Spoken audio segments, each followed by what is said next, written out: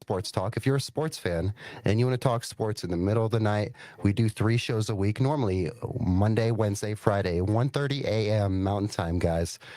We may be Broncos fans, but we talk about everything here, guys. So feel free to like, comment, subscribe. We got a big interview with Luca Evans that I'm going to air for you guys soon. So you're not going to want to miss it.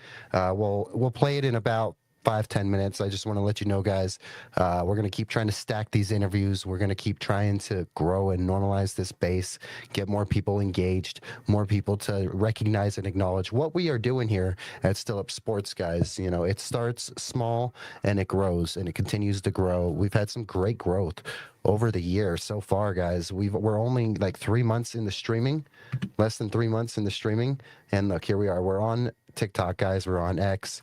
We are on YouTube. Let's go to the profile on X. Here we go. Yep, we're on X. We're on TikTok. We're here on YouTube. Feel free to like, comment, subscribe on YouTube, of course. And we're on Instagram. So we're all everywhere, guys. We're on all these platforms. And again, we're trying to reach 500-ish, hopefully before or during the season. Once we reach 500, I'm going skydiving for you guys. So again, please go like, comment, subscribe. All that helps. It helps YouTube, really take us seriously. So, the likes, the comments, all that, it tells YouTube that, hey, pay attention to this, guys. I hope you like the camera angle change. We listened to Mike Carmelini on his advice. He wanted us to lower the camera angle. I hope Mike is happy. I'm sure we'll hear about it. Guys, we interviewed Luca Evans of the Denver Post, soon to be. Thank you so much, man. I appreciate you, man.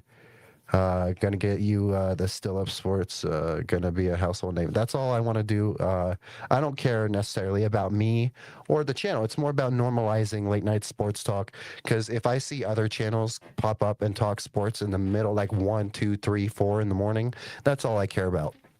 I just want to see sports talk be normalized, because there's people like maybe you or me who are up at this time of night. I got off work 30 minutes ago and I just rushed right home and I just came and I hopped on the stream. And that's because late night sports talk needs to be normalized. I would get off work and I come home and there would be nothing for me, guys. I would have a neighbor who we would talk sports with till like 3 or 4 in the morning, and then he moved away. So there's no live, engaging late night sports talk. You get reruns from the big networks that sometimes are out of touch with what is really going on in this industry, guys. So while we are small and we are growing every day and learning every day with each stream, each show, we're figuring this out day by day, and it's going very well, guys. I'm very impressed with the personal growth, the channel growth, the growth that has come just because of the viewers like you, and you guys make this possible. So thank you. I hope you guys are having a great day. Lulu Forever Edits. I hope you're having a wonderful day, guys. Again, we're over here. I'm going to air the Luca Evans interview shortly, because Luca Evans, guys, if you don't know, he currently is a Broncos beat writer for the Denver Post. He's been there for about 1.5 years, and he's moving on to the San Francisco Chronicle to go cover, the Golden State Warriors. So he's going from covering the Denver Broncos to covering the Golden State Warriors, and we got Luca for an interview. And I made sure that, yes, I could have asked him a lot of Broncos questions. I asked 3 or 4, maybe 5, but I kept at least half of the questions Luca, focused, because, he spent his time in Denver in the media was short-lived, but made such a big impact.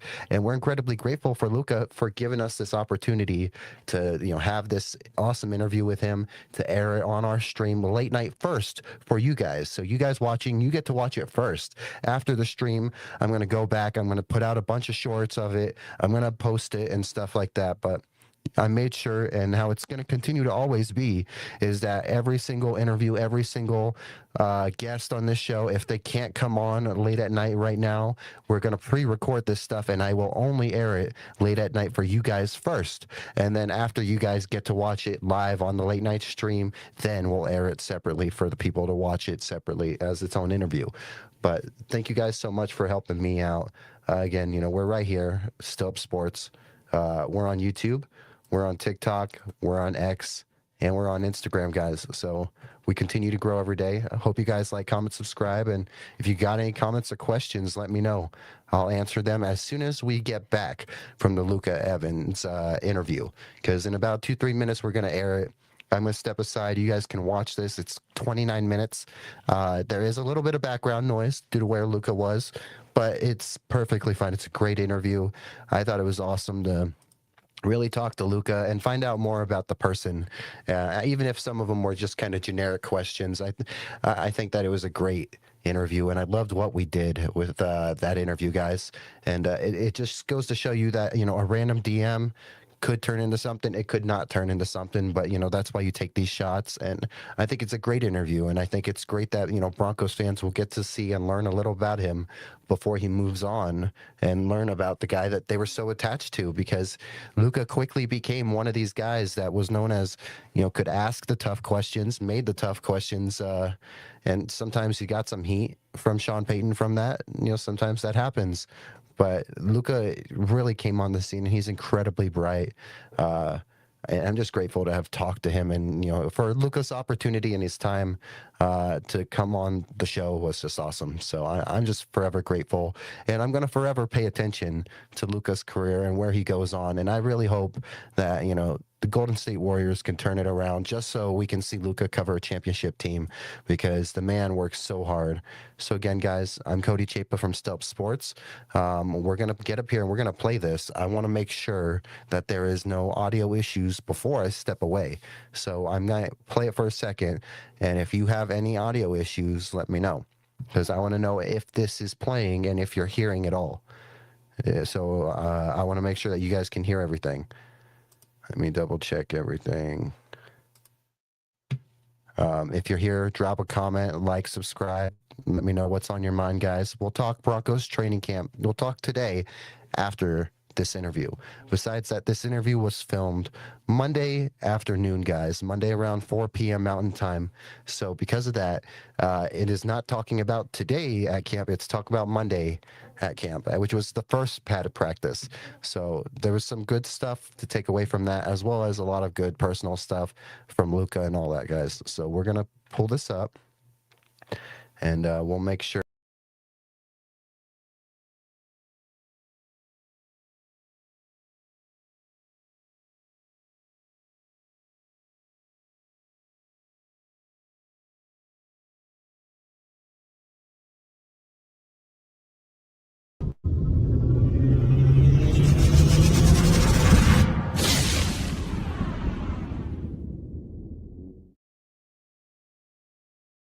Today on Still Up Sports, we have Luca Evans of the Denver Post, soon to be of the San Francisco Chronicle, guys. Here we go. We're going to bring him in right now. Luca, how you doing, man? Cody, appreciate you having me. This is quite the setup, man. This is awesome. I appreciate it, man. I'm just a guy trying to normalize late night sports talk. So this interview will air on Wednesday morning at 1:30 a.m. Mountain Time. There we go. We'll right get the on. Get the night owls in here. Yeah, absolutely. I think that late night sports fans are so overlooked, man. We get off work at midnight and we have nothing until the morning, and then when you guys start putting stuff out, we're asleep. Yeah, so I think it's true. Yeah, it's a niche little area to get into, but we're going to get into these questions, all right? Absolutely, by all means. All right. First padded practice. Any takeaways so far from camp? And then also, I know we saw Wattenberg went down. Anything from Sean on that aspect? Yeah, absolutely. I haven't heard anything in particular on him. I know he was dealing with something through the summer, so I'm not exactly sure if it's a flare-up of that or something new. It seemed, I didn't see it happen. Talking to other folks around, it looked just kind of like some kind of a tweak in sort of one-on-one individual drills. Sean Payton said after practice, didn't have a status update, but said he thought Wattenberg would be fine. So we'll see. I didn't feel necessarily a sense of panic, or it didn't look, like a huge thing. So we'll see the next couple of days. I don't want to speak too soon. But in general, yeah, first first day of pads, I think the defense always wins around around this time of year. After the offense put together a really strong couple of days, but I really liked what I saw from the edge play, particularly Jonah Ellis is having a really good camp. Interior defensive line, Tyler and Yedem caught my eye a couple of times, and Riley Moss is continues to just make plays throughout camp. Obviously, we'll rarely hear Pat Surtain's name for the majority of August, so Riley Moss is getting the same treatment that NFL offenses beyond the Broncos are taken to him. But he's had a couple nice plays on Jalen Waddle. It was a broken play today, a dead play, but he just physically literally ripped the ball out of Cortland Sutton's hands in a one-on-one rep. Deep ball, so that was really impressive. And yeah, just seems that cornerback rotation is going steady. That's awesome to hear. And maybe Riley has a chip on his shoulder after everything from last season. Maybe that's playing a factor into it. Yeah, it's interesting. He I think everyone is aware of his reputation at this point in terms of the penalties and whatnot, but he was able to correct a little bit of that kind of down the stretch of last season.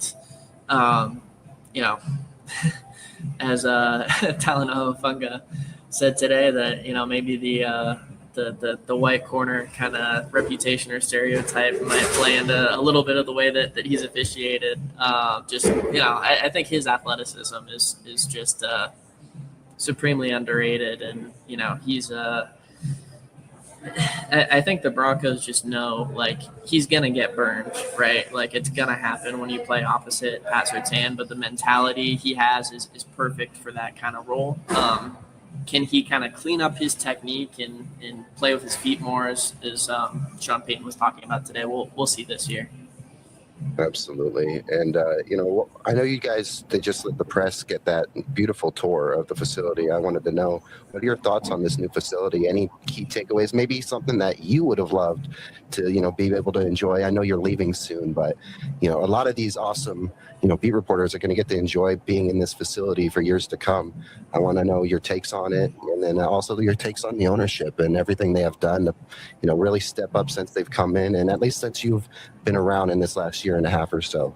Yeah, unfortunately, I wasn't on the full gamut, new facility tour. I just went out and watched, I think, practice that day. I was like, I'm not going to, as you pointed, I'm not going to reap the benefits of this for, but I've certainly still seen the lobby, the overall design, the way that players talk about it, I think is meaningful. And it's just sort of it's a reminder of the standard, the direction that the Walton Pennership ownership group wants to go with the franchise, what they expect. To me, I think, I think they've checked and hit so many of the right boxes since they have been in Denver. But I think there's a couple situations that I think will really sort of test, their relationship with the fan base and all the goodwill that they have built up. One certainly is however they handle Jonathan Cooper's situation right now. The legal implications of that. The Broncos so far have taken a very, Sean Payton kind of said, or at least, put forth, like, it's out of their hands and it's in the NFL's hands, et cetera. They clearly, don't want to go ahead and cut them if there are ramifications. And that, as a fan, that could matter to you. It could not matter to you. But certainly that I think will be interesting to see how the fan base, how they handle that, how the fan base reacts. And then I think also just there's so much, I think, goodwill, in Denver for them privately financing the stadium itself. But there's already been a little bit of reaction to they're likely going to use, PSLs And eventually there will be some form of public subsidy with tax increment financing, which will help fund, the infrastructure and this total concept of a stadium district around it. So there is um, there's a lot to play out, I think, in terms of their view and stance with the fan base. But thus far, especially with the new facility, like you even look at the NFLPA report cards and what players, identified, like the locker room was an F, and now, they've redesigned this facility with a mind to the locker room. So it's a very player centric organization, I would say, and they've made that clear. Absolutely. I've been nothing but impressed. As a fourth generation Broncos fan, I've been nothing but impressed. I know no one can fill the Pat Bowlen hole, but they've done everything they can to try to, do that and fill the void, especially with every bit of resources that they have. And that's what you'd want from an owner. So I'm very much in agreement with you right there. So this is the next one, a little more personal. Did you always see yourself getting into journalism? Did you ever think you were going to do something else one day? Did you ever want to do something else, or was it always journalism? Was it always sports? Yeah, I mean, I've always wanted to write books, so maybe that'll happen eventually. That's a goal. I grew up like I've loved writing since I was little, and then once I, really got into sports, that just kind of naturally, went along. And my mom's a librarian, so like, wasn't a lot of TV growing up. Like I would always have my nose in a book. And so I just really came to love and appreciate like the craft of writing. And I take a lot of passion and pride in trying to deliver stuff that people like to read, regardless of what kind of story it is. And so, yeah, I think that has carried me through. When I was in high school, my senior year, I unsuccessfully tried to start a school newspaper because we didn't have one, and then got into the college paper when I was a student at Chapman University. So I've always this has always been my dream, and I've always said I'm going to push the cart as far down the line as I possibly can until the industry says no more. So this, I'm very lucky. And especially just being in this job, this market, fan base has been incredible to me and consuming my work. So, yeah, it has always been, if not like a goal, it's always been an idea, and then it morphed into a goal. So yeah, it's very cool. That's pretty cool, man. So here, another one. Favorite memory so far? Maybe you might make a favorite memory before you leave. So if that's ever happened yet. Who knows what some of these guys will do, on the way out? But any favorite memories so far? I think probably, I mean, there's been a lot I think made out of like the some fairly funny moments with Sean Payton at the podium, and that Absolutely. that back and forth, and that's natural. That's part of he'll have that with any reporter on the beat, and that's part of the whole gig. But just in particular, I think stemming from that, I think it was after the Dre Greenlaw, the question I asked him, the downhill thing, which was a dumb, a poorly phrased question that I still stand by the idea or the sentiment of it. But I was in the locker room after, or maybe a couple days later, and one of the players who knows Sean well came up to me, and he was like, "Are you the guy who's always always getting shit, so to speak, from Sean Payton all the time?" And I was like, "Yeah, that's me." And the player was like, "That means that he respects you pretty much." And so that was kind of, not that I ever had taken sort of offense to, that, but it was cool to hear that, I think, from a guy who is also, constantly in Sean Payton's orbit. So, yeah, it's been a a fun couple of years having that dynamic. So to piggyback off that, have you had any lessons that you learned on the beat, or did anyone at the beat when you got there, whether it was, your friend Parker Gabriel or anyone else, did anyone give you some good like advice? Yeah, I mean Parker's been um, the best colleague and beat partner and mentor that I could ask for, being at the Post, and just his knowledge of the team and the league and the industry and whatnot. I would say um, lessons learned. I think mainly just to um, I think learning by watching and this or that. I think I had the mentality pretty early on that I wanted to establish myself on the beat and in the market, and to do that you have to make sure that the people you're covering in some way at least know who you are and respect the work that you do and whatnot. And so I always came in with the mentality that um, I was going to ask, uh, several questions, or be one of the first people to ask Sean Payton or players or coordinators or whomever it was stuff at the podium, and have thought that out and come prepared and whatnot. And I think that was particularly important. I think it was in camp last year or something. At one point, he got off the podium, Sean did, and walked past me. He was like, "That's it's like 3 questions. That's a lot for a new guy," or something like that. And at that point, I kind of knew that was paying off, because again, uh, the players and the coaches that you cover in whatever way will respond more or have more to divulge if they know who you are and respect your work. I have no idea if I have no idea if they do respect my work or not, but they know who I am at some level, and that I think is good to build rapport and trust and what have you. So that's what I would say there. Yeah, absolutely.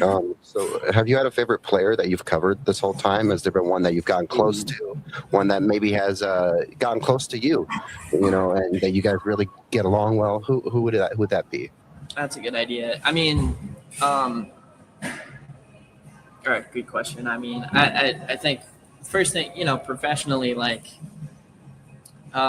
there's always a line with people you cover. You can't be friends. Like, that's just not, or this or that. But you do have, you know, guys in the locker room who you do know well, or know better than others, or spend more time talking to, or have more of a rapport with. And I've always really enjoyed conversations with Pat Bryant.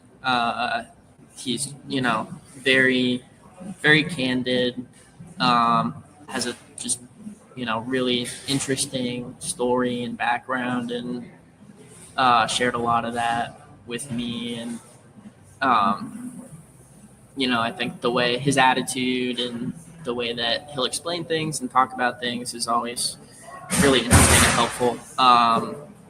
Defensively, there's been a few times where I've gone to Justin Stranad with, a question on just, shooting the breeze on this thing. Why do people think this thing about, defensively? And he's always forthcoming in that kind of setting. He's a great one too. Man, there's there's a lot of guys, and it's a lot of them are escaping my mind off the top of my head, but definitely a couple there. Garrett Bowles is another one who's always very, very approachable and will make time, and so yeah, it's been a good group to work with, as a reporter, for sure. That's incredible. So then I wanted to ask because, I could have added Sean Payton questions in here, but I chose not to. But I thought this one is kind of a good way to kind of talk about Sean without diving too much into it. And it's Sean Payton to Steve Kerr. What do you expect with that dynamic reporting from one coach to another coach? Both of them really dynamic personalities. Both of Yeah. them know what it means to win. Both of them are champions. I would love to know what you think about going from Sean Payton to Steve Kerr. Yeah, no, I think at the end of the day, you want to be, as a beat reporter, um, you just want to cover interesting people and people who will speak their minds, and both of them certainly are that. And so I'm really excited for that, and I think the the personalities certainly are different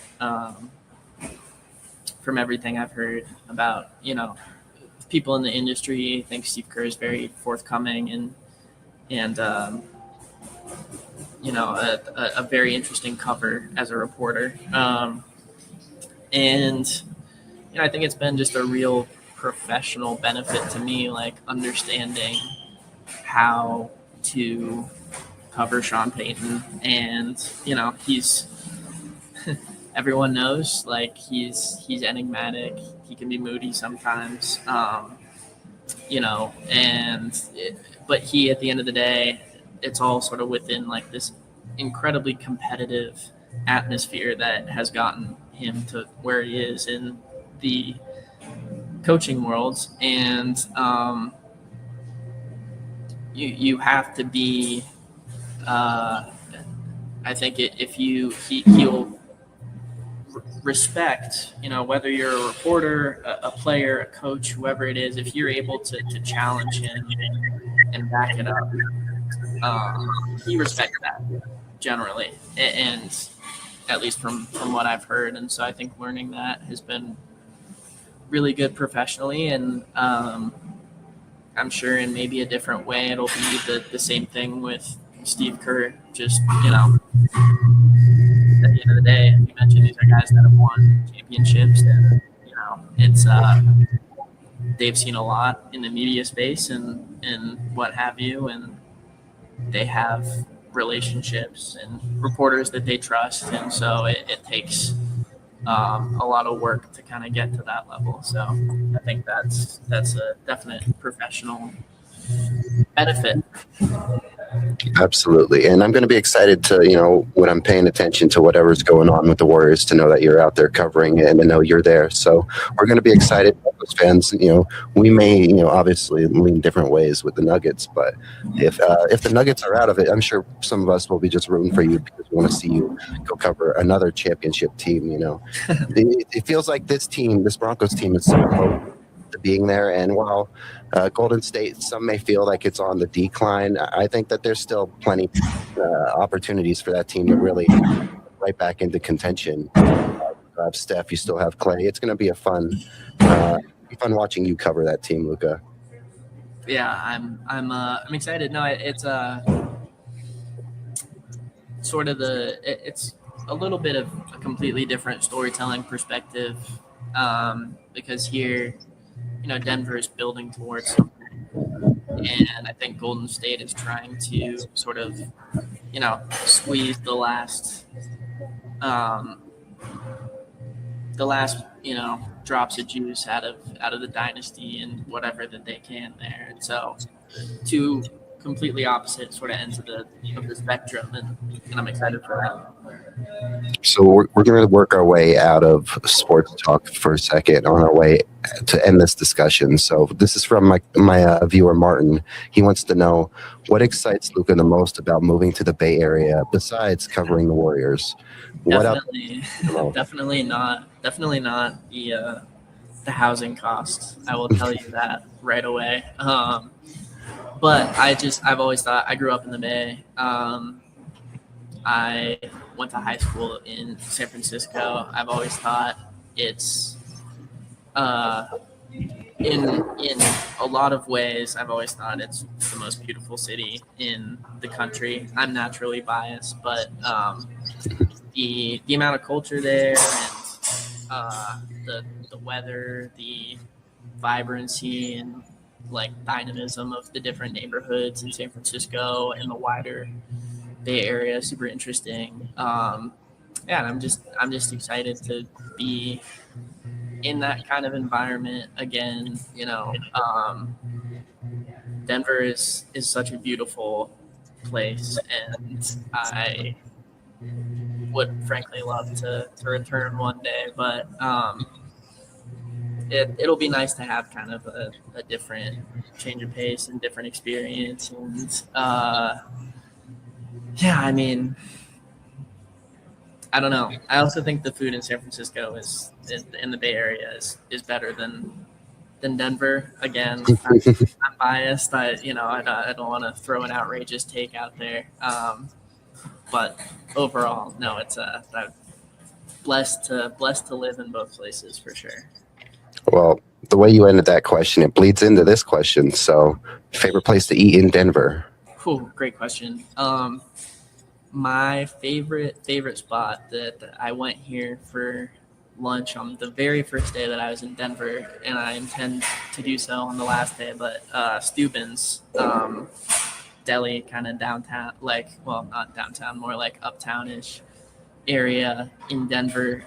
Really good cheesesteak, comfort food, but not like a complete like dive diner. It's like a really cool mix. So Steuben's. There's also I live like 5 minutes away from Blue Sushi, which has the best happy hour in all of Denver, in my opinion. Like all day happy hour Sunday, incredible deals on sushi. I'll leave with those two. That's awesome. Yeah, I'm going to be in Denver for 2 weeks in November for my 30th birthday, so dirty 30. And I've been taking down everyone's food recommendations. So I got a nice little list of like 8 places now. So I'll put right on the list. Definitely, yeah. Go to those two. You will not regret it. All right. And then what is one of your favorite ways to pass time out of work? I know I'll say this on the Denver Post website. It says that you can be found shooting 2 for 10 in a rec league. I don't believe that. Oh, I believe you have a better percentage than 2 for 10, right? That was a while ago because I played in a rec league in LA before I came to Denver. I have not since joined one since I'm in Denver, so it's probably more of like 2 of 15 now. Yeah. I do, I get hot every once in a while, but I love playing pickup hoops. I love rock climbing. That's one of my favorite hobbies, indoor rock climbing. And just, I think my hobbies generally kind of depend on the place I'm in, but, I've really enjoyed going on hikes in Denver and, the occasional little jaunt to Golden for, go to Creek and walking around the parks. Wash Park is probably my favorite spot in Denver. So yeah, it's those are my favorite things to blow off steam, so to speak. That's awesome. And then one last message to Broncos country. Do you have anything that you would love to say to Broncos country, to the fans that have watched or supported or read your work? Anything to say to them? Yeah, I'd just say I said it in a tweet, and I'll say it plenty. But everyone here, I feel like, has accepted me really quickly and kindly into whatever Denver sports media space, and that's been incredibly appreciated. Like at the end of the day, it's our job to tell stories for people who want to read them, and I think I've just seen so much kindness and appreciation from people that read and consume my work and readers, and that is motivating to me to continue delivering stuff that people want to read. So it's just been such a blessing. This has been easily the best professional time in my life, and personal too, just being here in Denver. So I would just say thank you, to the fan base, and hopefully you're interested in what the Warriors have going on day to day, keep following along, and I might pop back onto Broncos Twitter every now and again, when I'm catching a game on Sunday or this or that. But yeah, it's been a joy and a pleasure. Broncos Twitter is going to really miss you. That's I'll miss Broncos Twitter. It's an interesting place. It can be a fun place too. I like to, while it can be interesting, I like to think that that's the best place on Twitter is Broncos Twitter. Not a lot of good places on Twitter, but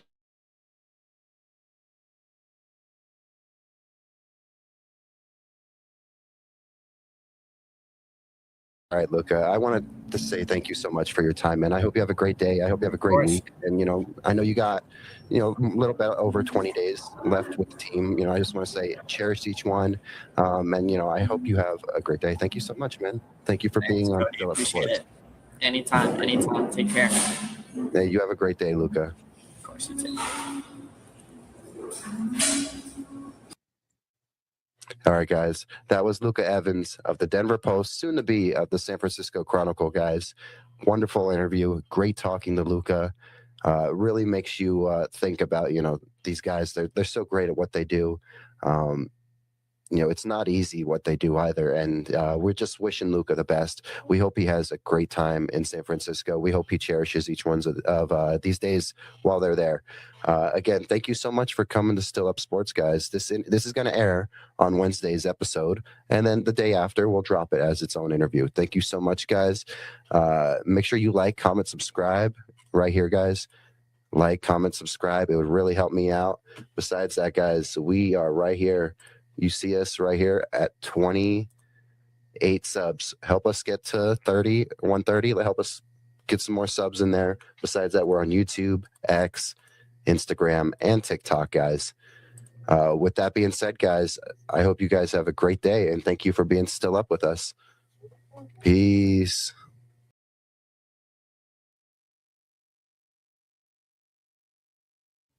All right, guys. I hope you enjoyed that interview. That was a great interview. I was very nervous in those first few questions. You could tell. I put a lot into those questions, and I had Martin throw in a great question, so that was awesome.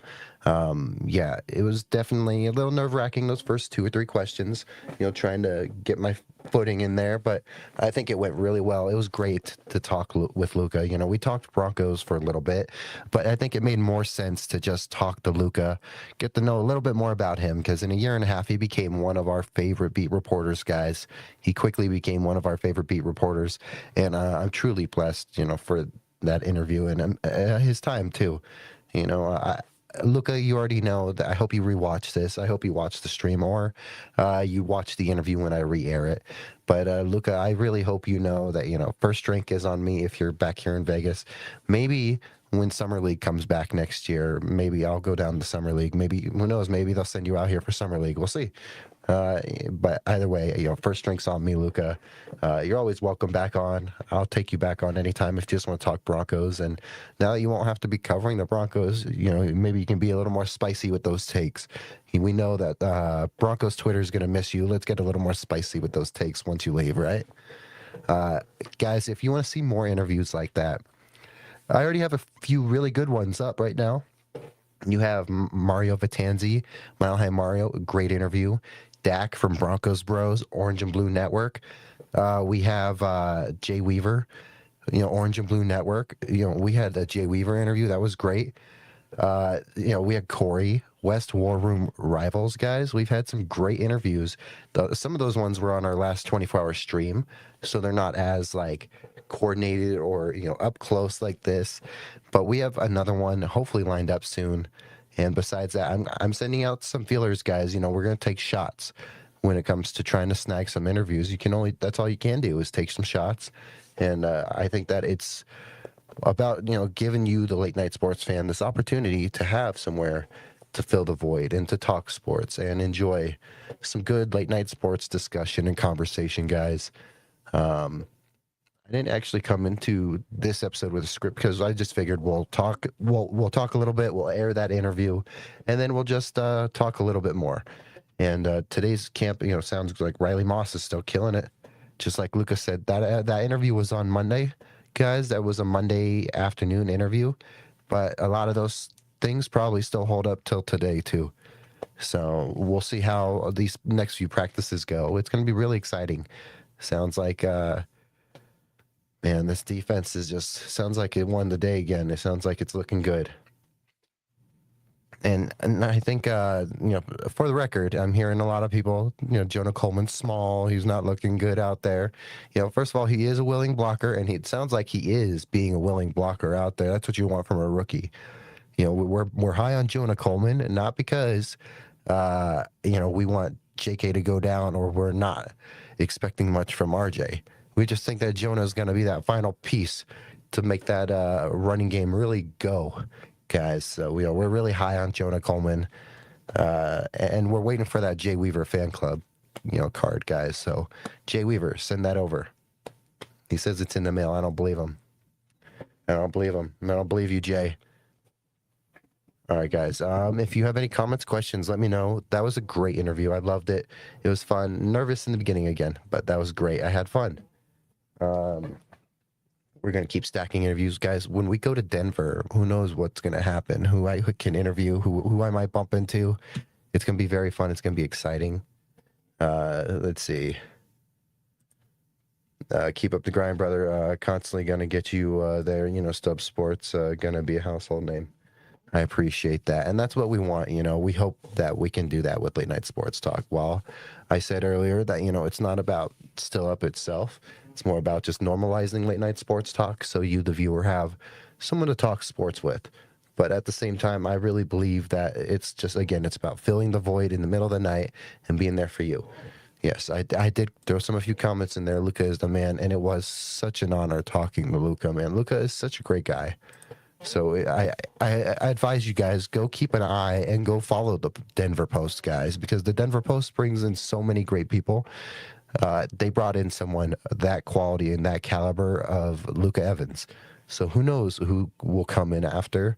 So keep monitoring and keeping track of what the Post is doing, but also go check out Luca when he goes to the San Francisco Chronicle, guys.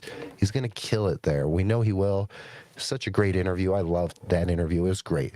If you want to see more interviews like that, guys, again, come check us out. Come subscribe on Still Up Sports at YouTube. We're Still Up Sports on YouTube, Still Up Sports on X, TikTok, Instagram, all that, guys. So we're on every platform, and at least most of them. And then, again, we're trying to really boost these subs up, get to like 500 before or during the season. So that way we can keep normalizing late night sports talk. And then you guys can get me to go jump out of a plane. That'd be fun, right? All right, guys. We're going to get a bunch of these shorts out. We're going to make sure that we get Luca's interview out after. We're going to begin to start locking in on these weekend watch-alongs, guys. Weekend watch-alongs are going to be so fun. This is something I'm excited for because we've done watch-alongs for UFC fights. And while you're here, let's do this. Let's talk Goonsville right now real quick. Because why not? Let's put it over here. Let's move me right here. Yeah. Let's move me right here. You see me rocking the Goonsville, guys. It looks great. This is my, St. Patrick's Day Goonsville. I got this awesome hat right here. Look at that. Kind of matches, honestly. Looks great. Gold on green. Looks great. Go check out some Goonsville, guys. Goonsville's not a paid sponsor. Goonsville's just family. We're all about supporting Goonsville and Petros. Petros kills it, man. Look at all these awesome combos. Look at this catalog, guys. If you're a Buffs fan, if you're a Golden Knights fan, they got you taken care of with that gold and black. Fully embroidered. Some of the cleanest merch out there, guys. Go check out Goonsville. Goonsville is a friend and family to us. And then they got that 10% off, man. Go check out Goonsville. They're friends and family to us, and we just love to support them. Goons got goons is more than just a saying, guys. We really do support each other no matter what we can do. And we're grateful to help out Petros. And we're proud of him for what he's doing, in Boulder with his MBA.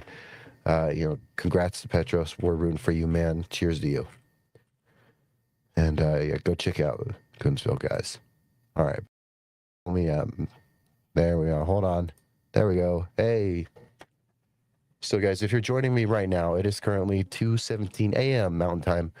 We just had a great interview. We can start talking Broncos camp if you guys want to talk camp. There's some good things that did happen. Let me go in here, and we did have some notes. Bo Nix is looking great. Jalen Waddle, and Jalen Waddle was praising Marvin Mims. Jalen Waddle was praising Marvin Mims. That's got me feeling all kinds of ways, guys. I feel like, I was on that whole, Marvin Mims could be an early season trade, candidate, because if he doesn't get the targets, he can be gone. But the way that Jalen is praising him, like, I'm just like, man, I wonder if we're about to extend Marvin. Who knows? I don't know what's going to happen. I would love if that happens, guys. Something else that's fun, guys. Me, Jeff, and Stefan from Superchargers Pod and 401 Jeff Raiders. I call him just Raider Jeff. We are gonna during the season we're gonna talk once every 2 weeks. Besides the fact that we'll do shows together leading up to our team's matchups, of course. So when the Chargers and the Broncos play, me and Stefan will do a show. When the Chargers and the Raiders play, Stefan and Jeff will do a show. When the Broncos and the Raiders play, me and Jeff will do a show. That's how we'll make that work. Besides the fact that during the season, we're going to do once every 2 weeks. We'll do a little show, talk about the West, but also just kind of like shit talk. That's all we do. I posted, it was over 2.5 hours. Guys, it was longer. It was much longer. It was almost pushing 3 hours of us just fooling around, talking about anything. And that's part of me getting my sports vibe and my sports feel, guys, is because I used to have, a neighbor who would talk sports for like 3-4 hours in the middle of the night. And, that's kind of what we did with Jeff and with Stefan. So, Superchargers Pod, 401 Jeff, Raider Jeff, go check them out, if you want some good insight on this. We're just a bunch of fools, guys. We're a bunch of fools. And we're going to talk some ball every 2 weeks. And besides that, when we have our matchups, it's going to be fun. So, go check that out when it does happen. Let me pull up our page. And when I can show you some stuff, guys. All right. Let's get bigger. There we go. Yeah, so you see it right here. It's just BS talk with our fantasy fools because that's how we met. We met in the fantasy league just a few weeks ago. Yeah, we met in the fantasy league just about like a few weeks ago.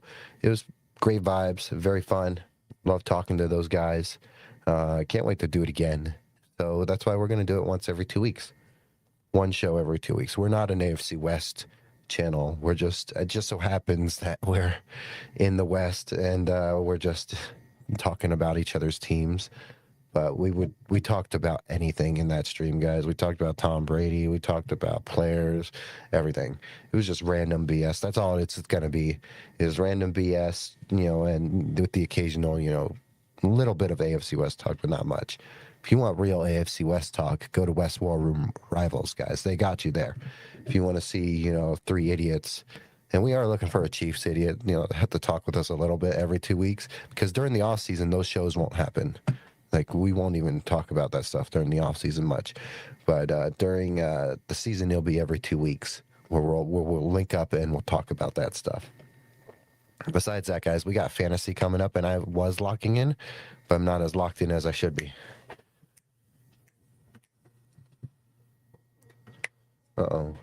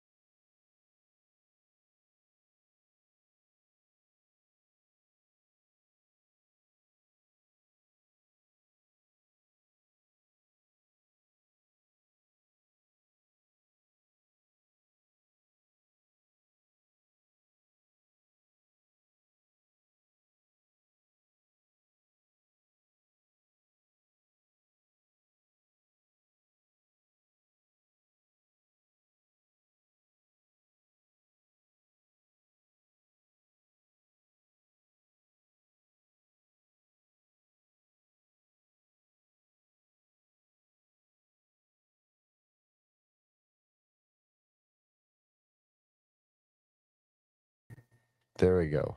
All right. We got the audio fixed. The dog bumped into the cord, so he had his fun right there. All right, guys. Yeah, so if you want to see us talking full around, like here's a little snippet. I don't know if that'll play. But no, yeah, like you'll see us talking. That's all that is just us going for like forever. And a lot of Raiders fans popped up in there, guys. A lot of Raider fans popped in there. That was very fun to talk with those Raider fans. But yeah, you got Jeff, who's very cautious and wise with his age, of course, knowing what is ahead of him as a Raider fan since they were good. He watched the Raiders win Super Bowls, guys. And as he's gotten, older, he's continued to watch this Raider team, you know, be incompetent. And then, but he's continued to, you know, kill it. He's got over 3,000 subs and he's been killing it for years, guys. So, if you are interested in some Raiders content, check out Jeff. And then our boy Stefan with Superchargers Pod, crazy optimist. This man has got energy for days. And then you got me, my calm, late night, laid back self. But it's a fun vibe. I love talking with these guys. We're just like a bunch of stooges, a bunch of fools just talking. That's going to be once every 2 weeks during the season and then during the off season. Only if we want to talk. Probably not much.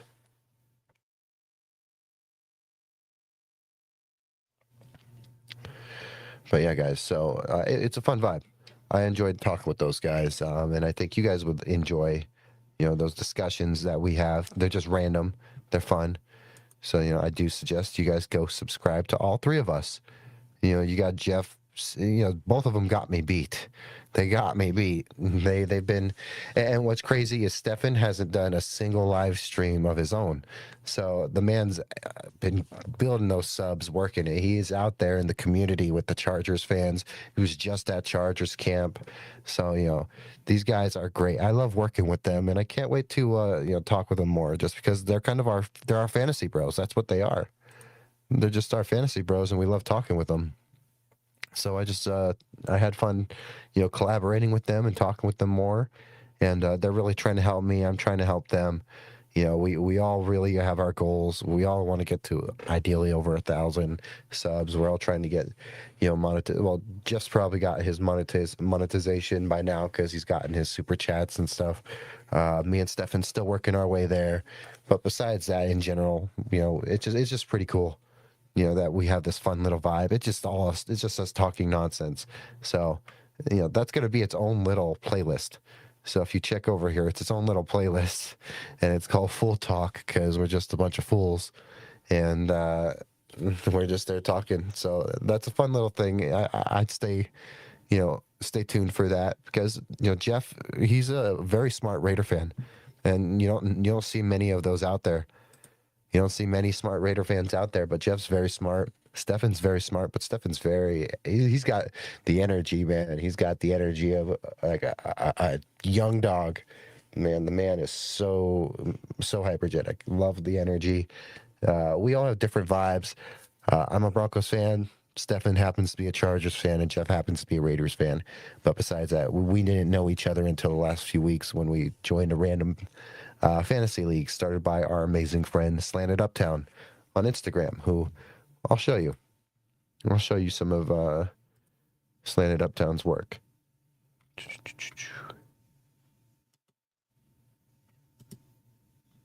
Let me close that. Here you go. There you go. Slanted Uptown. We're in a fantasy league with Slanted Uptown, some Bills creators, some other Chargers creators, Jeff, Stefan. I believe the West War Room Rivals guys are being represented in that league too. So if that's the case, like there's your AFC West powerhouses, guys. It's a crazy fantasy league. It's a snake draft, 16-man league. I'm 13th, so we'll see how this goes. Points per reception, yeah. So if you got any fantasy tips, guys, drop them in the comments. Let me know. But yeah, Slanted Uptown does great work. Love Slanted Uptown. Very supportive, very friendly. We got nothing but love for her and the work she does. And again, guys, we're gonna get these shorts out on all these platforms. all these Luca, shorts and stuff. We're gonna get all these out. It would really help me if you subscribe on YouTube. Help me continue to keep growing every day. That was a great interview. I can't get over myself with this interview, man. It was so great. I was very nervous, guys, in those first few questions. You can hear it. You can hear it in those first few questions. I was very nervous, and talking with Luca, I loosened up after those first two questions, just because I put a lot of effort. I actually I put a lot of effort into those questions. I did again, Cody, but at least I woke up and stayed up this time. Hey, I hope you're having a great morning, Martin. And if you did miss, the interview, I'm going to air it. I'm going to post it literally right after this stream ends. I'm going to go in and I'm going to go post the actual interview, so it'll be there. But yeah, it was great. You could just tell that I was nervous for those first 2 or 3 questions. You can hear it in my voice. But then I loosened up a little after. But we were supposed to do that early in the morning, and then we pushed it back. And I had just worked a lot of overtime too. Like, I just worked 2 days of that I wasn't supposed to work, plus my work week. So I only had yesterday off, and we filmed it yesterday too. So yeah, I'm glad I'll listen to it when you do. Yeah, I'll drop it, and it'll be a good watch. I thought it was a great interview. We're going to get some more people coming, Martin. I got another big one coming, someone that I really look up to. It's a beat reporter, too, another Broncos beat reporter. So I'm glad that you'll listen to it, man. Let me bring this down. It was great. It was really great. Pardon me, thinks maybe I could re-air it. I could re-air it if you want. Oh yeah, man, he is so excited. You'll see with that. I can always replay it. It's a 30-minute interview, so I could care less about the live stream being an hour, and I can care less if an hour of the live stream is airing it twice. I'm fine with airing it one more time. If you got 30 minutes, I'll play it again. I'll click play and I'll air it again. But to answer your question, Luca's very excited. I don't want to spoil too much, but he is from the Bay Area, so you can understand why that would mean a lot to him getting that job. And he actually did not mention it in this interview, but he did mention it in Mike and David's interview. But he watched the baseball team there win their championships, and of course seeing the Warriors win their championships. That really meant a lot to him too. That was something from Mike and David's interview on the Believe Network. But in our interview, I made sure to steer away from some of what they did. But he answered your question. Oh, I'll definitely air it if you want it. I'll definitely air it again one more time. I think it's worth airing one more time. I've already got all the shorts made for it, and I have it ready to post too. So I'll air it one more time just for you, because you have a question in there that was in there from you specifically. I did ask him, outside of covering the Warriors, what is most exciting to him? Because in your message on Instagram, I believe you said, let me see. Let's see. Because I asked some Broncos questions, but I did not want to make it all about the Broncos. I actually wanted to make, like, with our next interview with this next beat reporter, that will be lean very Broncos heavy, of course, because this beat reporter is not leaving the team. Luca is, so I leaned a little heavy towards Luca questions in the end, just because he's became one of our favorite reporters in less than a year and a half. But I think it was a great interview, and I'll air it again. I'll replay the Luca Evans interview in we'll give it 2 minutes and I'll replay it. But yeah, you asked specifically what excites him the most besides covering the team about moving to the Bay, and he'll answer that. He definitely answers it, and I make sure that that he knew it was from you, and he seemed excited to answer that. So I'm gonna play it. I'll replay it right now if you want. One last time, guys, feel free to like, comment, subscribe. Welcome to Still Up Sports. We're normalizing late night sports talk, one interview at a time, one show at a time. We're really locking into this whole Monday, Wednesday, Friday, 12:30 a.m. Mountain Time. 1:30 a.m. Mountain Time frame.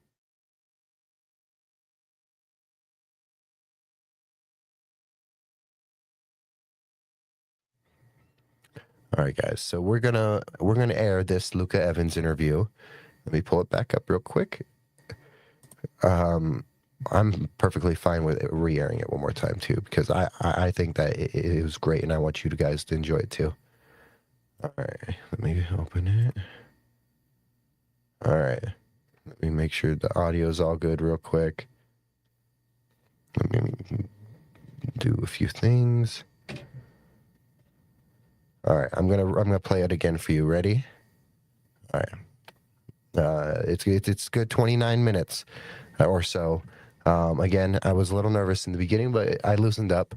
There's a little background audio because of where Luca is. And this was also filmed Monday around 4 p.m. Mountain Time. So this was after the first padded practice. So for context, a lot of what was said in that interview holds up to today still, just a day or two later. Because it's been another padded practice or so. Today's going to be really crazy. But yeah, so a lot of that will hold up still. So yeah, here's Luca Evans of the Denver Post, soon to be the San Francisco Chronicle, guys. And then if you have camp questions from today or whatever, let me know too. I'll answer your camp questions. All right, here you go, guys.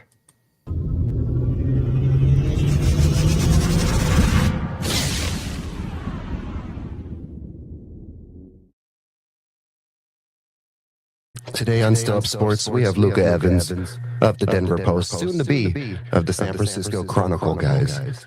Here we go. We're going to bring him in right now. Luca, how you doing, man? Cody, appreciate you having me. This is quite the setup, man. This is awesome. I appreciate it, man. I'm just a guy trying to normalize late night sports talk. So this interview will air on Wednesday morning at 1:30 a.m. Mountain Time. There we go.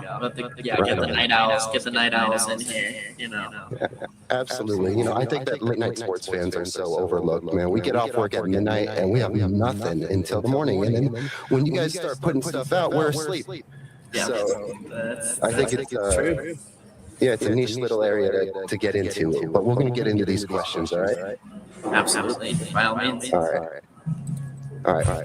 First padded practice, any takeaways so far from camp? And then also, I know we saw, Wanberg went down. Anything from Sean on that aspect? Yeah, absolutely. I haven't heard anything in particular on him. I know he was dealing with something through the summer, so I'm not exactly sure if it's a flare-up of that or something new. It seems, I didn't see it happen talking to other folks around. It looked just kind of like some kind of a tweak in sort of one-on-one individual drills. Sean Payton said that after practice, didn't have a status update, but said he thought Wattenberg would be fine, so we'll see. I didn't feel necessarily a sense of panic, or it didn't look, like a huge thing. So we'll see the next couple of days. I don't want to speak too soon. But in general, yeah, first day of pads, I think the defense always wins around around this time of year. After the offense put together a really strong couple of days, but I really liked what I saw from the edge play, particularly Jonah Ellis having a really good camp. Interior defensive line, Tyler Yedem caught my eye a couple of times, and Riley Moss continues to just make plays throughout camp. Obviously, we'll rarely hear Pat Surtain's name for the majority of August, so Riley Moss is getting the same treatment that NFL offenses beyond the Broncos are taken to him, but he's had a couple nice plays on Jalen Waddle. It was a broken play today, a dead play, but he just physically literally ripped the ball out of Cortland Sutton's hands in a one-on-one rep. Deep ball, so that was really impressive, and yeah, just seems that cornerback rotation is going steady. That's awesome to hear. And, maybe Riley has a chip on his shoulder after everything, from last season. Maybe that's playing a factor into it. Yeah, it's interesting. He, I think everyone is aware of his reputation at this point in terms of the penalties and whatnot. But he was able to correct a little bit of that kind of down the stretch of last season, and you know, as Talanoa Funga said today, that maybe the white corner kind of reputation or stereotype might play into a little bit of the way that he's officiated. I think his athleticism is just supremely underrated, and he's I think the Broncos just know, like, he's gonna get burned, right? Like, it's gonna happen when you play opposite Pat Surtain, but the mentality he has is perfect for that kind of role. Can he kind of clean up his technique and play with his feet more, as Sean Payton was talking about today? We'll see this year. Absolutely. And, I know you guys, the press get that beautiful tour of the facility. I wanted to know, what are your thoughts on this new facility? Any key takeaways? Maybe something that you would have loved to, be able to enjoy. I know you're leaving soon, but, a lot of these awesome, beat reporters are going to get to enjoy being in this facility for years to come. I want to know your takes on it, and then also your takes on the ownership and everything they have done, really step up since they've come in, and at least since you've been around in this last year and a half or so. Yeah, unfortunately, I wasn't on the full gamut, new facility tour. I just went out and watched, I think, practice that day. I was like, I'm not gonna, as you pointed, I'm not gonna reap the benefits of this, but I certainly still seen the lobby, the overall design, the way that players talk about it, I think is meaningful, and it's just sort of it's a reminder of the standard, the direction that the Walton Partnership Ownership Group wants to go with the franchise, what they expect. To me, I think I think they've checked and hit so many of the right boxes since they have been in Denver, but I think there's a couple situations that I think will really sort of test, their relationship with the fan base and all the goodwill that they have built up. One certainly is however they handle Jonathan Cooper's situation right now. The legal implications of that. The Broncos so far have taken a very Sean Payton kind of said, or at least put forth it's out of their hands, and it's in NFL's hands, etc. They clearly don't want to go ahead and cut them if there are ramifications. And that as a fan, that could matter to you. It could not matter to you. But certainly that I think will be interesting to see how the fan base, how they handle that, how the fan base reacts. And then I think also just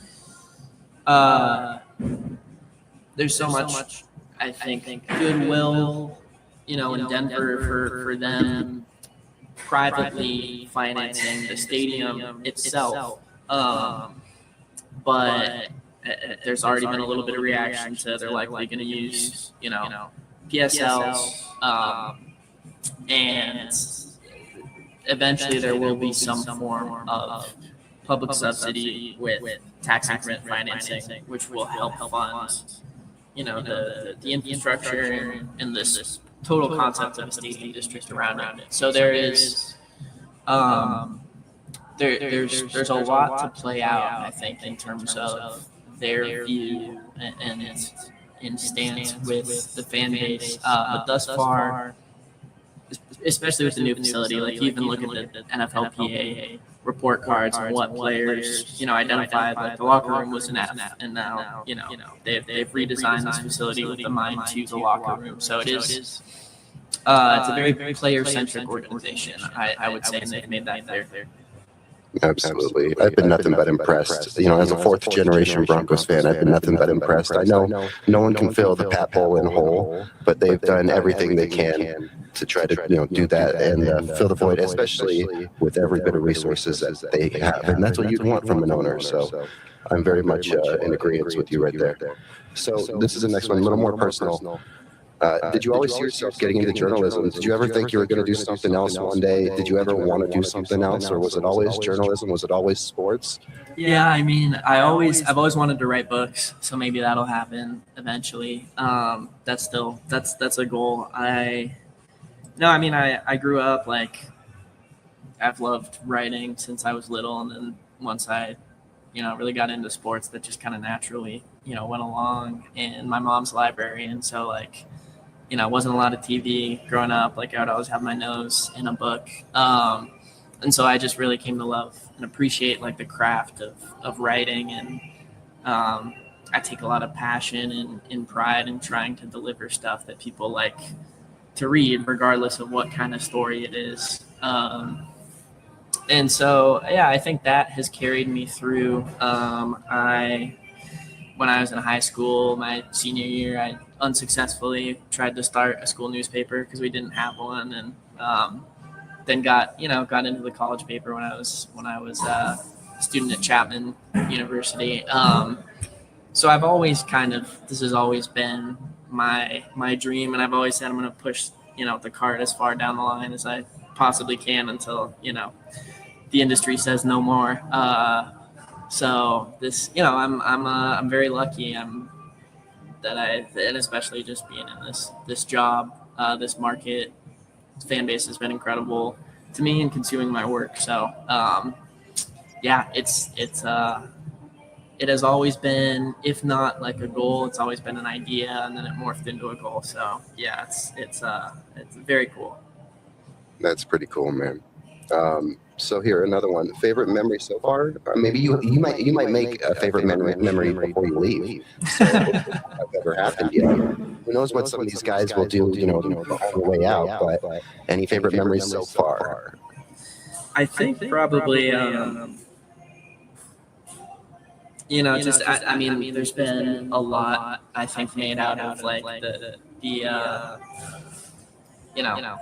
some fairly funny moments with Sean Payton at the podium, and that back and forth, and that's natural. That's part of he'll have that with any reporter on the beat, and that's part of the whole gig. But just in particular, I think stemming from that, I think it was after the Dre Greenlaw, the question I asked him on, the downhill thing, which was a poorly phrased question that I still stand by the idea or the sentiment of it. But I was in the locker room after, or maybe a couple days later, and one of the players who knows Sean well came up to me and he was like, "Are you the guy who's always always getting shit, so to speak, from Sean Payton all the time?" And I was like, yeah, that's me. And the player was like, that means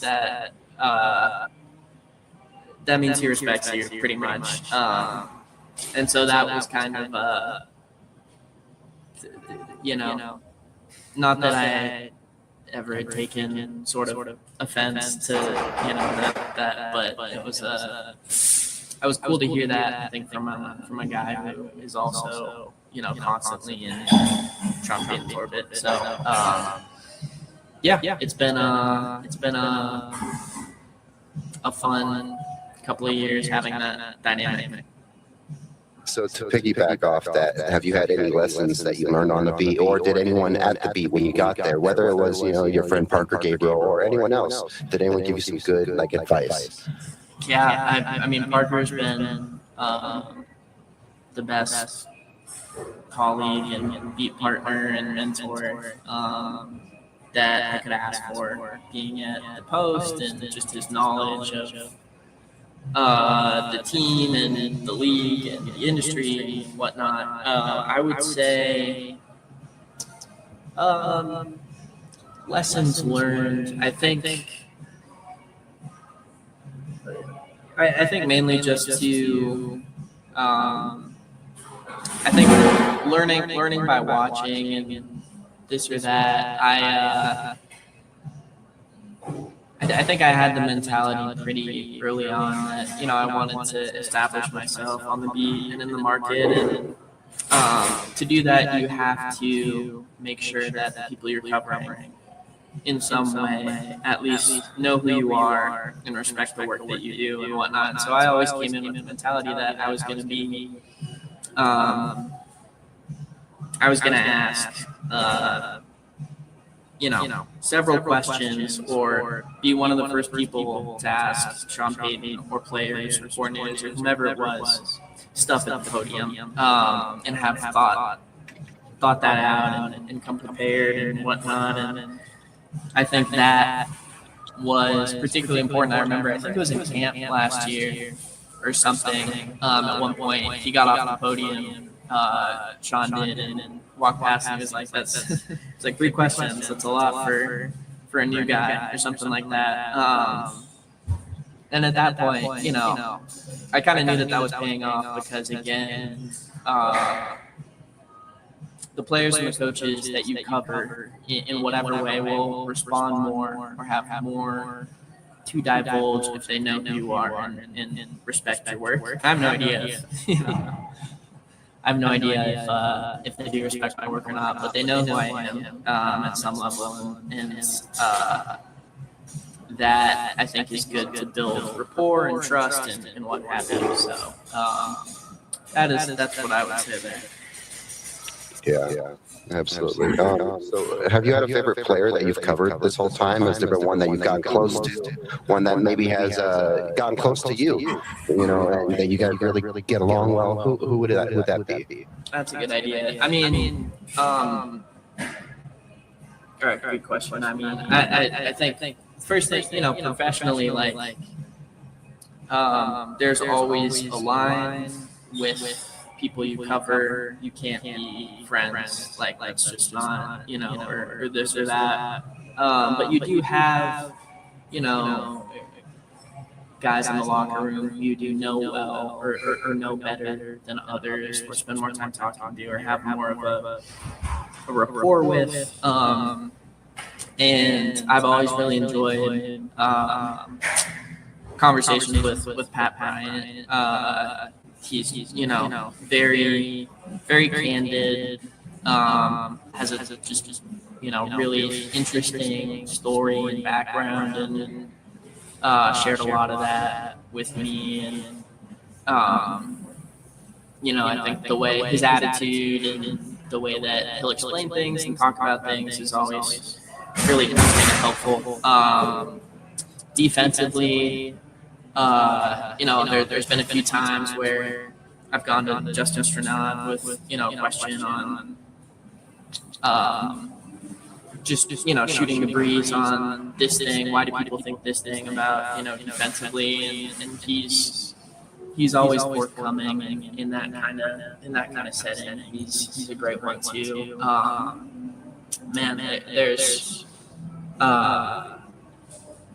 There's a lot of guys, and it's a lot of them are escaping my mind off the top of my head, but definitely a couple there. Garrett Bowles is another one who's always very, very approachable and will make time, and so Ben, it's been a good group to work with, as a reporter for sure. That's incredible. So then I wanted to ask, because I could have added Sean Payton questions in here, but I chose not to. But I thought this one is kind of a good way to kind of talk about Sean without diving too much into it. And it's Sean Payton and Steve Kerr. What do you expect with that dynamic reporting from one coach to another coach? Both of them really dynamic personalities. Both of them know what it means to win. Both of them are champions. Would love to know what you think about going from Sean Payton to Steve Kerr. Yeah, no, I think at the end of the day, you want to be, as a beat reporter, you just want to cover interesting people, and people who will speak their minds, and both of them certainly are that. And so I'm really excited for that, and I think the personalities certainly are different. From everything I've heard about, people in the industry, I think Steve Kerr is very forthcoming and a very interesting cover as a reporter.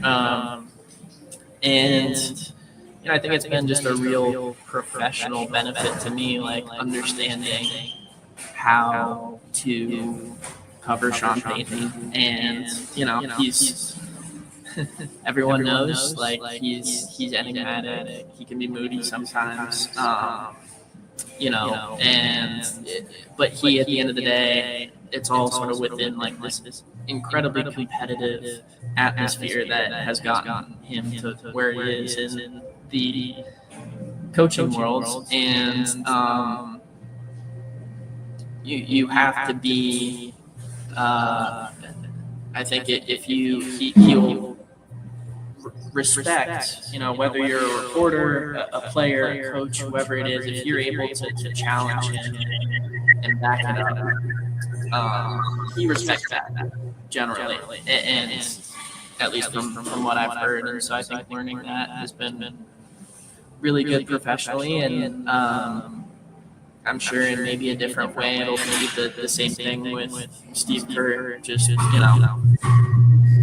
the end of the day, you mentioned these are guys that have won championships. And, it's they've seen a lot in the media space and what have you, and they have relationships and reporters that they trust, and so it takes a lot of work to kind of get to that level. So I think that's a definite professional benefit. Absolutely. And I'm going to be excited to, when I'm paying attention to whatever's going on with the Warriors, to know that you're out there covering it and to know you're there. So we're going to be excited as fans. We may, obviously lean different ways with the Nuggets, but if the Nuggets are out of it, I'm sure some of us will be just rooting for you. We want to see you go cover another championship team. It feels like this Broncos team is so close to being there. And while Golden State, some may feel like it's on the decline, I think that there's still plenty opportunities for that team to really right back into contention. You have Steph, you still have Clay. It's going to be fun watching you cover that team, Luca. Yeah, I'm excited. No, it's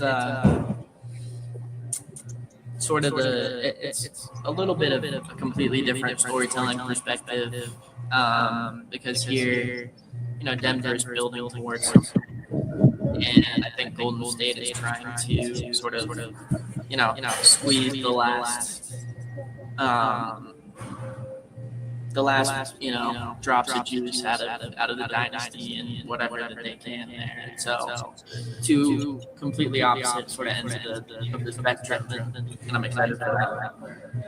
So we're going to work our way out of sports talk for a second on our way to end this discussion. So this is from my viewer, Martin. He wants to know, what excites Luca the most about moving to the Bay Area besides covering the Warriors? Definitely not the housing costs. I will tell you that right away. But I've always thought, I grew up in the Bay. I went to high school in San Francisco. I've always thought it's in a lot of ways, I've always thought it's the most beautiful city in the country. I'm naturally biased, but the amount of culture there, and the weather, the vibrancy, and like dynamism of the different neighborhoods in San Francisco and the wider Bay Area is super interesting. And I'm just excited to be in that kind of environment again. Denver is such a beautiful place, and I would frankly love to return one day, but it'll be nice to have kind of a different change of pace and different experience. And, I mean, I don't know. I also think the food in San Francisco in the Bay Area is better than Denver. Again, I'm biased. I don't want to throw an outrageous take out there. But overall, no, it's I'm blessed to live in both places for sure. Well, the way you ended that question, it bleeds into this question. So, favorite place to eat in Denver? Cool, great question. My favorite spot that I went here for lunch on the very first day that I was in Denver, and I intend to do so on the last day. But Steuben's deli, kind of downtown, like, well, not downtown, more like uptownish area in Denver. Really good cheesesteak, comfort food, but like, you know, not like a complete like dive diner. It's like a really cool mix. So Steuben's. There's also like, I live like 5 minutes away from Blue Sushi, which has the best happy hour in all of Denver. In my opinion, like all day happy hour Sunday, incredible deals on sushi. I'll leave with those two. That's awesome. Yeah, I'm going to be in Denver for 2 weeks in November for my 30th birthday, so dirty 30. And I've been taking down everyone's food recommendations. So I got a nice little list, like 8 places now. So I'll put right on the list. Definitely, yeah. Go to those two. You will not regret it. All right. And then so what is one of your favorite ways to pass time out of work? I know, I'll say this. On the Denver Post website, it says that you can be found shooting 2 for 10 in a rec league. I don't believe that at all. I believe you have a better percentage than 2 for 10, right? That was a while ago, because I played in a rec league in LA before I came to Denver. I have not since joined one since I'm in Denver, so it's probably more of like 2 of 15 now.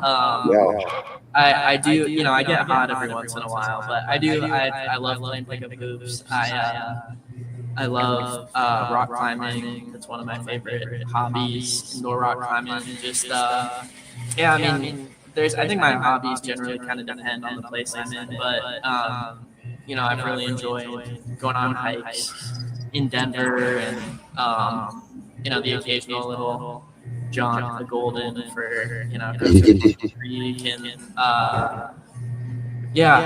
walking around the parks. Wash Park is probably my favorite spot in Denver. So it's those are my favorite things to blow off steam, so to speak.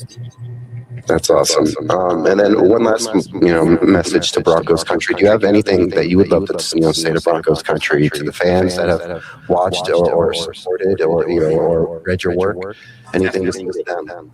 Yeah, I'd just say, I said it in a tweet, and I'll say it plenty, but everyone here, I feel like, has accepted me really quickly and kindly into whatever Denver sports media space, and that's been incredibly appreciated. Like, at the end of the day,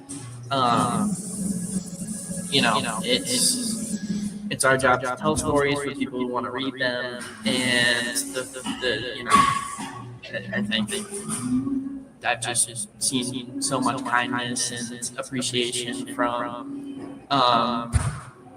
people that read and consume my work, and readers, and that is motivating to me to continue delivering stuff that people want to read. So it's just been such a blessing. This has been easily the best professional time of my life, and personal too, just being here in Denver. So I would just say thank you, to the fan base, and hopefully, if you're interested in what the Warriors have going on day to day, keep following along, and I might pop back on the Broncos Twitter every now and again, catching a game on Sunday or this or that. But it's been a joy and a pleasure. Broncos Twitter is going to really miss you. I'll miss Broncos Twitter. It's an interesting place. It can be a fun place too. I like to, while it can be interesting, I like to think that that's the best place on Twitter is Broncos Twitter. Not a lot of good places on Twitter, but it can get pretty dark. So that's why I just lean into the Broncos news. It's much better. All right, Luca, I wanted to say thank you so much for your time, man. I hope you have a great day. I hope you have a great week. And, I know you got, a little bit over 20 days left with the team. I just want to say cherish each one. And, I hope you have a great day. Thank you so much, man. Thank you for being on the episode. Anytime. Take care. Hey, you have a great day, Luca. varsity.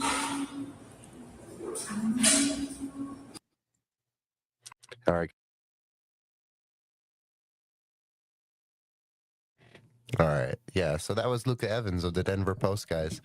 Martin, if you are still here, I hope you watched that. That was for you. I replayed it a second time for you, Martin. It's going to air shortly after I end the stream.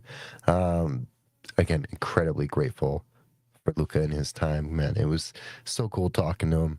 We're going to keep chasing these interviews. I've said it already.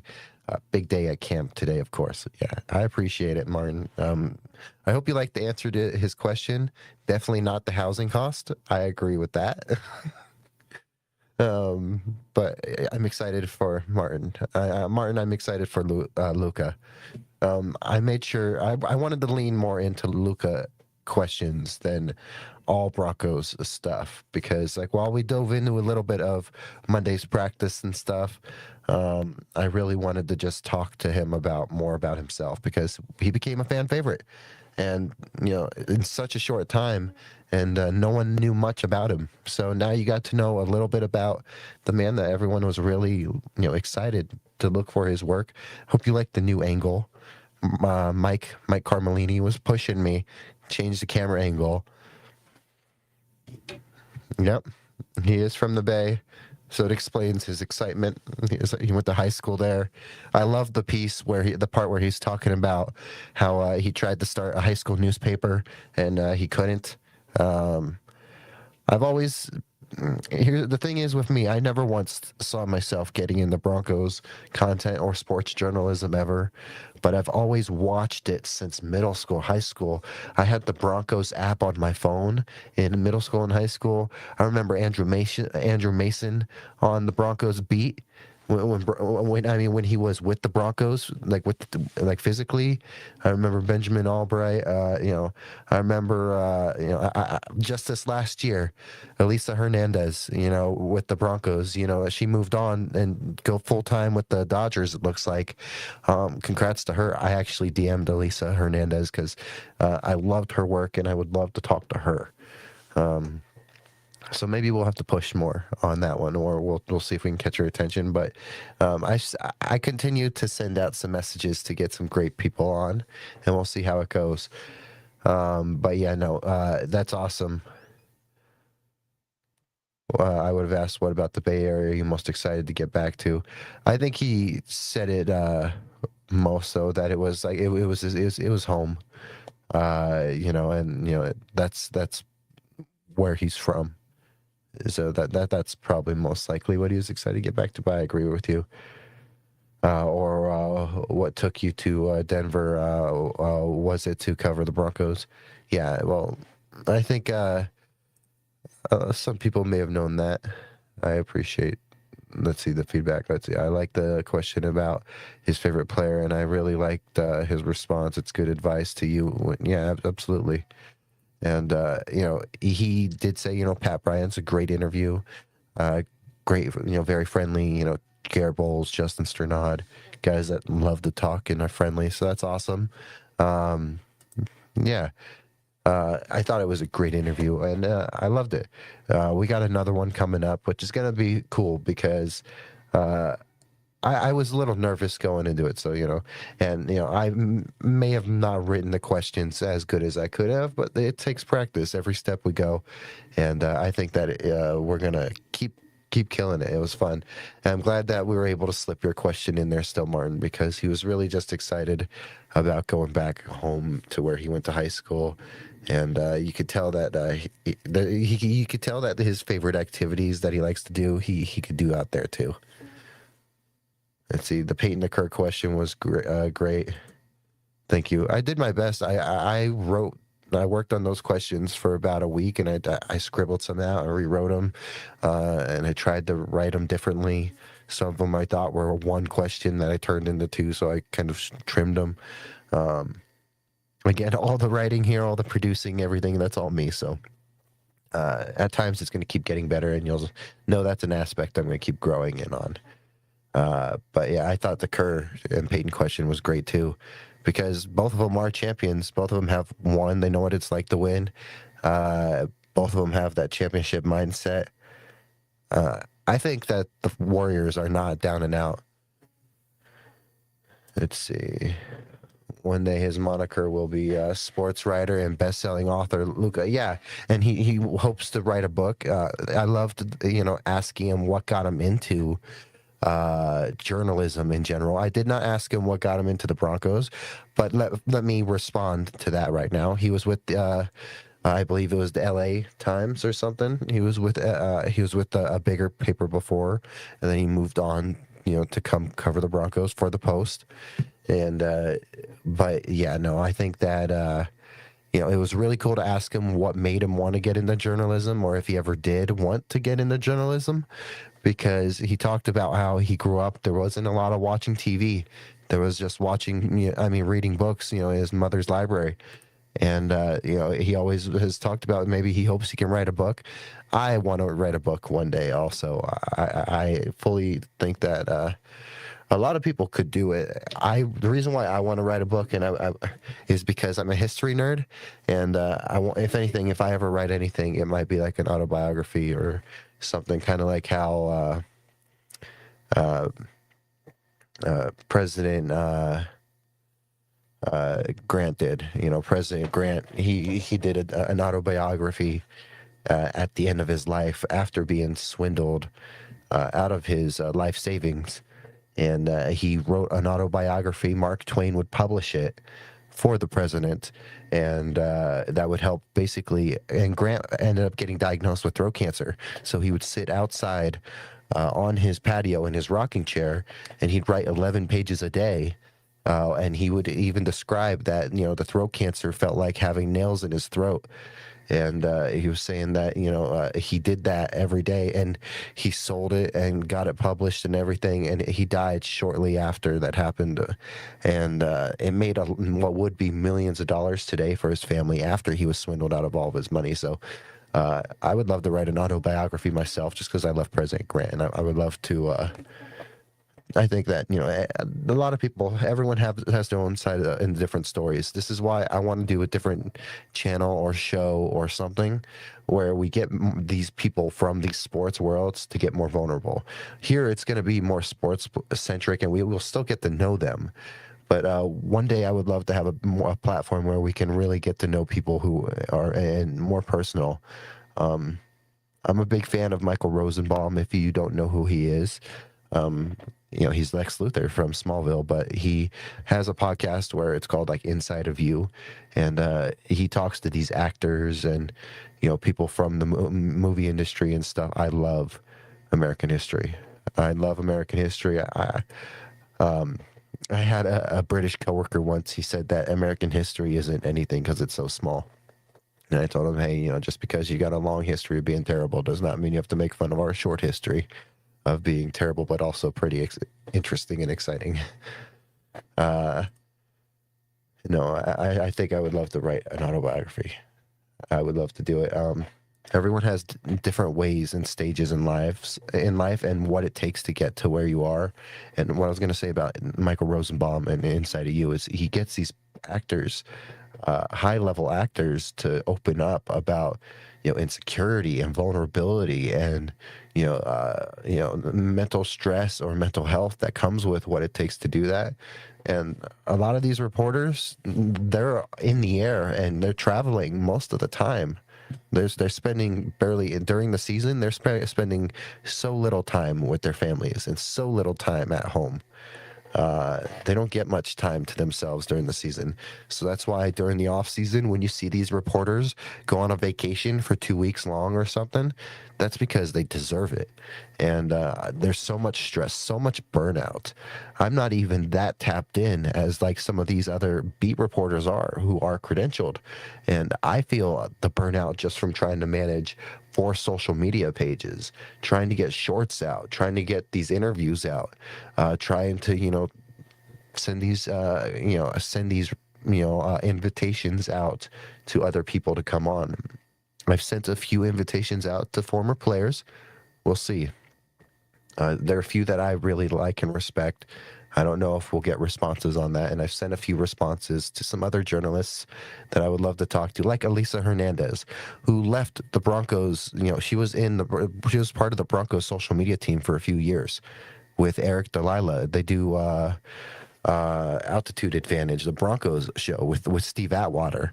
And I need to remember that there's someone else that's on there with them in the Broncos social media team. But, Elisa Hernandez, she was great.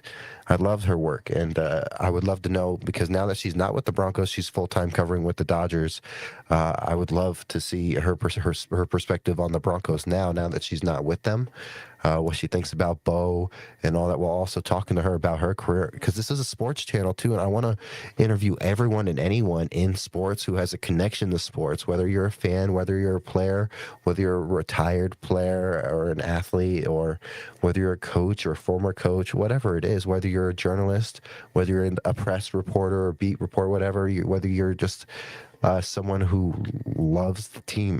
I just want to interview people.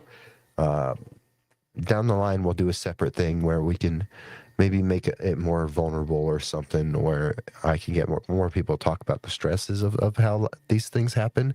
But even then, we're just trying to get these big interviews, guys. And one interview at a time, one show at a time. But incredibly grateful for Luca's time. Very big win. And I'm excited for it. And loved having Luca on here. It was great. And we're going to only keep getting better. I think you can go back from all of our other interviews. Most of our interviews before Luca were all on 24-hour shows, so there was not much of a professional tone. You could tell I tried to get more professional with this one, and that's the progress I'm telling you about. We're going to keep getting better, small bits at a time. We may not have gotten to go to school to get credentialed or get a degree in journalism, but we are here getting better every day, and we'll keep putting in the work. That's the only thing I know I'm really good at, is putting in hours at something I'm really good at, or I'm passionate about.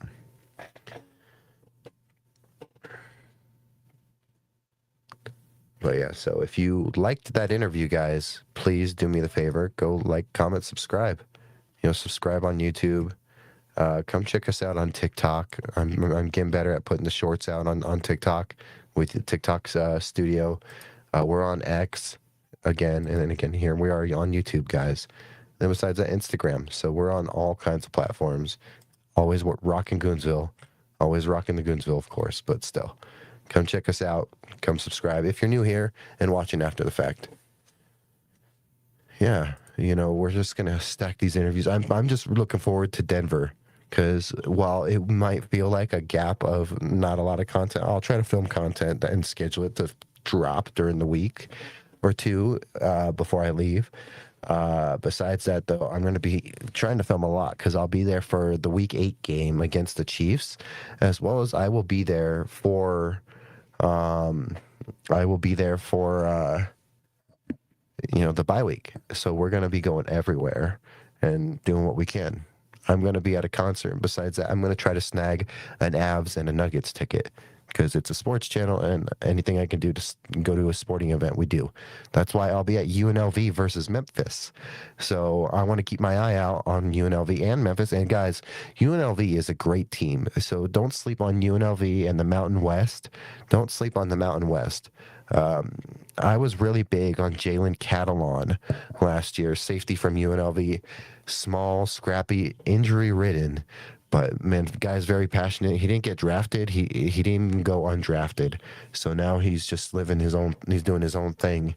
But UNLV has some great guys, and I just think that they've never gotten their attention, but the program's gotten very good the last few years, to where you look at the Mountain West right now, and they're one of the top 2-3 teams in that conference. I know some people aren't big on Mountain West college football, but I mean, I grew up, growing up, and I met UNLV football players when I was a kid, and I always have had a respect for UNLV football. It's never been good, and they've gotten really good the last few years. Dan Mullen, good coach. I'm excited for UNLV guys. Keep an eye out for UNLV players and Memphis players, and then we're going to go to Denver, of course, and we're going to do what we do there for content. And then after that, we're going to come back and we'll still have Broncos versus Raiders to go to, as well as we'll have UNLV versus Nevada. So we're going to be at multiple sporting events, whereas I have already been at other sporting events. I didn't make videos and content for the YouTube channels about them, but on the Instagram you can go back and see that I did go to like arena football this off season. I went to a soccer game. I went to a AAA baseball game. We're just trying to go to multiple sporting events. How you guys doing? I hope you're having a great day, guys. Made it for a late stream. Keep it up, Cody. You're doing great. Hey, you know what, guys? I love you guys. You guys are great. I need to go hiking with you guys. I'd love to go hiking with you guys. I'm in shape. I just love to eat, okay? I can burn calories like a mother. I didn't swear. I hope you guys are having a great morning. Sorry, I'm kind of living off of a little bit of a high. It was a fun interview. I'm really excited about it. If you didn't watch the interview, I'm going to drop it after the stream, and then you can go back and watch the interview. Unless you want to rewatch the stream, you can too. It was fun. I love talking to Luca. Luca, guys, he's been with the Broncos beat for a year and a half. He's really been known as the guy that has asked some tough questions. He's a young, bright reporter, and I'm truly grateful for him giving me this opportunity and this shot. Because it just goes to show that if you send a DM or a message out, you'll get a response. Maybe you will, maybe you won't. I did this time. I've gotten left on scene multiple times. There's some people that I really love and look up to in this industry, or in like former players or stuff that I know I've sent messages to, and it's been left on scene. And I'm like, okay, maybe later down the line when I earn their respect. But eventually people will keep giving us this chance. And besides Luca Evans, I have another Broncos beat reporter lined up who is someone I really look up to, someone I love. I think he's the best reporter in the game, in my opinion. Luca's amazing because he quickly became one of the best in like a year and a half, and we wish Luca the best. This next interview that we're going to try to line up after training camp is going to be a big one for me, because it's someone that I look up to. But we've taken some shots, and you got to swing and you'll miss. Sometimes you'll swing and you'll land. Yeah, I hope you guys enjoy it. And yeah, again, I want to go hiking with you guys. We'll go hiking or something. Maybe we can see if Adam or I think Joseph lives in Utah, so maybe we go out there. Either way, I would love to go hiking with you guys. I used to go hiking all the time when I lived out in St. George and lived in Hurricane and lived in like Washington. I would always go hiking. And what's great about living in southern Utah is you pick a mile or two in any direction, and you can just walk that way and you're in the desert. So I would just do that, and I would just pick a distance. I've been running. I'm in good shape. I can go hiking. I just want to go hiking. I got an itch, and you guys make me jealous with all these awesome hiking trips. Besides that, I'm locked in for the season. I go on my runs after these streams. I'm going to go on a run after the stream tonight. It's going to be a short one because I want to do some other workouts. We're trying to get in good shape because we're going to run the Colfax 10 next year. And what's cool about the Colfax 10 is you get to run through the Broncos stadium on the field, well, not on the field, but on the side of the field.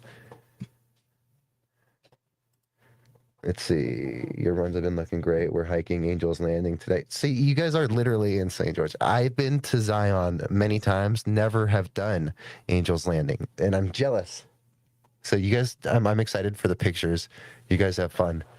Be safe, please. I know you guys are experienced hikers, of course.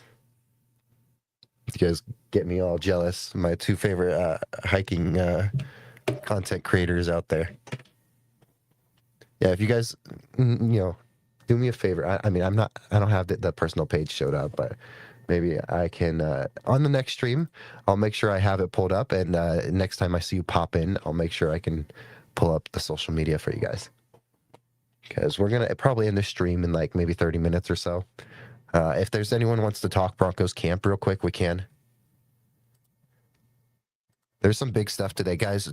Jalen Waddle was like gushing about Bo Nix and gushing about Marvin Mims.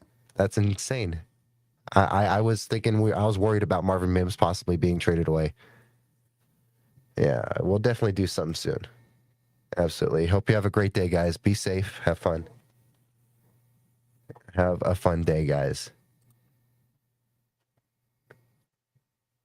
Yeah, guys. Ryan and Sam are awesome.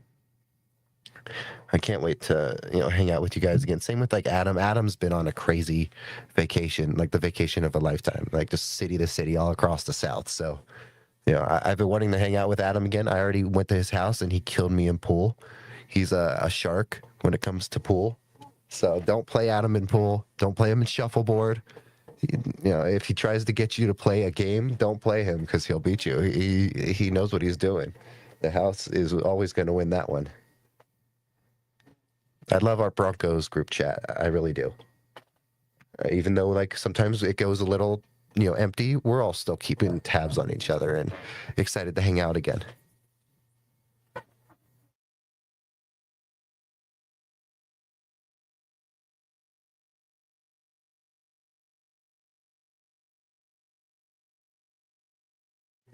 All right, we got the dog. Hold on. We got the dog. He's getting old. He tried to jump on the lap, and he missed my lap. But there he is. We got the dog. We are dog friendly. We are pet friendly. That's something I can't wait to do one day when we do get monetized, because we look up to Degrassi and Brandon Perna for the charitable stuff they do, and we want to do charitable stuff too. Hopefully with animals, right, buddy? This is Reedus. He's named after Norman Reedus. Daryl Dixon from The Walking Dead specifically, as he sticks his tongue out at you. Yeah. Silly boy. But no, yeah, guys, other stuff about camp. Wattenberg went down. Seems like he's going to be fine. Benito went down. Sounds like he'll be fine. Let me show you something. Where is it? Where did I put it? Here. Man, I got me. Everyone knows, I'm a big DNVR guy. I'm a DNVR diehard, of course. And every time you renew your membership or you get a diehard membership, they give you a free shirt. And look at the shirt I went with. Nick Benito. D-line, man. All city, man. DNVR, they know what they're doing. Look at that. That's the Nick Benito. Yeah. Well, hey, Martin. Don't go that far. Don't go that far. He is a pain in my butt. Earlier in the stream, the man literally unplugged or disconnected my cord. This man only plays to the camera. He only plays to the camera. But look at that. There's the Nick Benito. We all remember this. We all remember this Nick Benito moment. Oh. And now we got a cat. So we're going to show off the cat now. He loves his dad. He loves his father. He loves his father. What do you got to say? Okay. Yeah, guys, we got another beat reporter we'll interview. We're giving him some time. Camp is busy. Everyone's got their thing going. But we've been putting out some feelers, and we're going to get shot down. We'll get shot down sometimes for sure. But then some days we're not going to get shot down, and it'll be great. It's going to be great because everyone's going to see us one interview at a time and see that, hey, look what they're doing. Well, look what he's doing over there. And we're getting closer and closer to really being taken more seriously in this industry and really just, proving late night sports talk is here. We're here to fill the gap. People end up awake at this time, no matter what the reason, and they just want to talk sports or they want live sports talk. It should keep going. I've said it before. We've talked about CNN. When it first was made, it was all about filling the gap 24/7, guys, 24/7. I got crazy hair. I need to go get a haircut. We don't care. We're gonna go on a run soon anyway, so. cool thing about running when I do, I mean, it sucks because it's been very hot here in Vegas, and even at night it's been like 98, 99 degrees. It's 94 degrees right now, and it's 2:30 a.m. my time. It's 3:30 a.m. Mountain Time. All the news from camp sounds great, but I'm a bit concerned that there hasn't been much news about Franklin. Oh, that's a good point. I understand. Um, am I worried about it? No. But I will say that it's pretty cool. Like I'm excited for Franklin. I think he's gotten better each year. He has done what Bo Nix has done. Steady growth each year, and progressive growth. Yeah, he had some drops last year, and not everyone, some guys did not have drops, but a lot of the team had drops. They made some moves to address the drops. I think that, Bo Nix was like literally 70 yards or something like that away from 4,000 passing yards. So this is why I think no matter what, take away the drops, and then you add a Jalen Waddle. I think no matter what, Bo is pushing like 46, 4,800 yards. I don't care if I seem like the guy up late at night. That's crazy. I think Bo Nix I'm going to say it now so I can be right. And when it happens, everyone else can be wrong. If not, I will be that crazy guy that made that prediction. I'll do it. In terms of Franklin, I've already stated it before. He is like, I don't like this wide receiver 3 talk in terms of this guy's wide receiver 3. I think it's going to rotate every week. Same with wide receiver 1 is not Waddle. I think wide receiver 1 depends on who the week is and who the DBs are. That are going to be covering, Court and Waddle. I think, it's going to be all. It's the Bill Belichick cliche. Depends on the matchup types, answer. But I think you get what I mean there. Am I worried about Troy Franklin? No, I think Troy Franklin has only gotten. He's slimmed up. Not slimmed up. He's bulked up. He's gotten a little bigger. I'm excited for him. Now, it also sounds big that, Pat Bryant's having a good camp. Sounds like Pat Bryant's out there making contested catches. He's not just making catches, but he's winning these contested catches, which is big for Pat Bryant. Now, we've all, I've expressed my concern. So I understand you have concern about Franklin. This is camp, and sometimes news will get drowned out by other guys and other bits of news. And I think that's nothing to take away from Troy Franklin. I think no matter what, if you were to say right now is who is making this roster, you're saying Troy Franklin is still making the team, no matter what. Let's see. I agree about the wide receiver talk. All these guys have a role, coach. And see, here's the thing is, what I love is the depth. We got wide receivers that can just run. I feel so bad for opposing teams, DBs, come quarter 3, quarter 4, when you've had Troy Franklin or Marvin Mims or Jalen Waddle running your ass off all game. So I'm really excited that we have receivers that can run, and they got legs. They're speedy. All of them are speedy. Mims has great track speed down the field. Troy actually has some pretty good speed when he gets going down. When he gets up the speed, he's pretty fast. We all know about Waddle's speed, of course. I think just those 3 guys, you're going to always have one of them every once in a while just running deep. Between those 3, you can guarantee there's going to be someone running a deep route often. So there's going to be some DBs that are going to be tired and running and getting tired. And we got so many of them. And I love the yards after catch capability with these wide receivers, guys. Especially this year, because if they don't drop the ball, go back and look at some of those drops last year. A lot of them, if they don't drop the ball, there was yards after the catch opportunities with a lot of those, or touchdowns with some of them too. So when we look at like Bo Nix's touchdown and yard totals, some of that definitely depended on some of those drops for sure. I'm not trying to pigeonhole anyone into wide receiver 3 at all. And I'm not trying to pigeonhole Jonah Coleman into running back one. All I'm saying is no matter how Jonah looks at first, I think it makes sense to run him a little bit early and workload JK and keep him around. I think it would be great if JK plays longer and is healthier.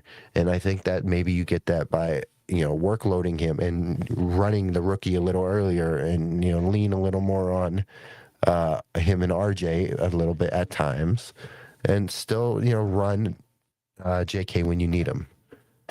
Let's see. I also agree about Franklin is a lock to make the team. Gage from Broncos Syndicate thinks he's a cut candidate, but I disagree. I love Broncos Syndicate, and I love Gage too. And that's what I love about Broncos country.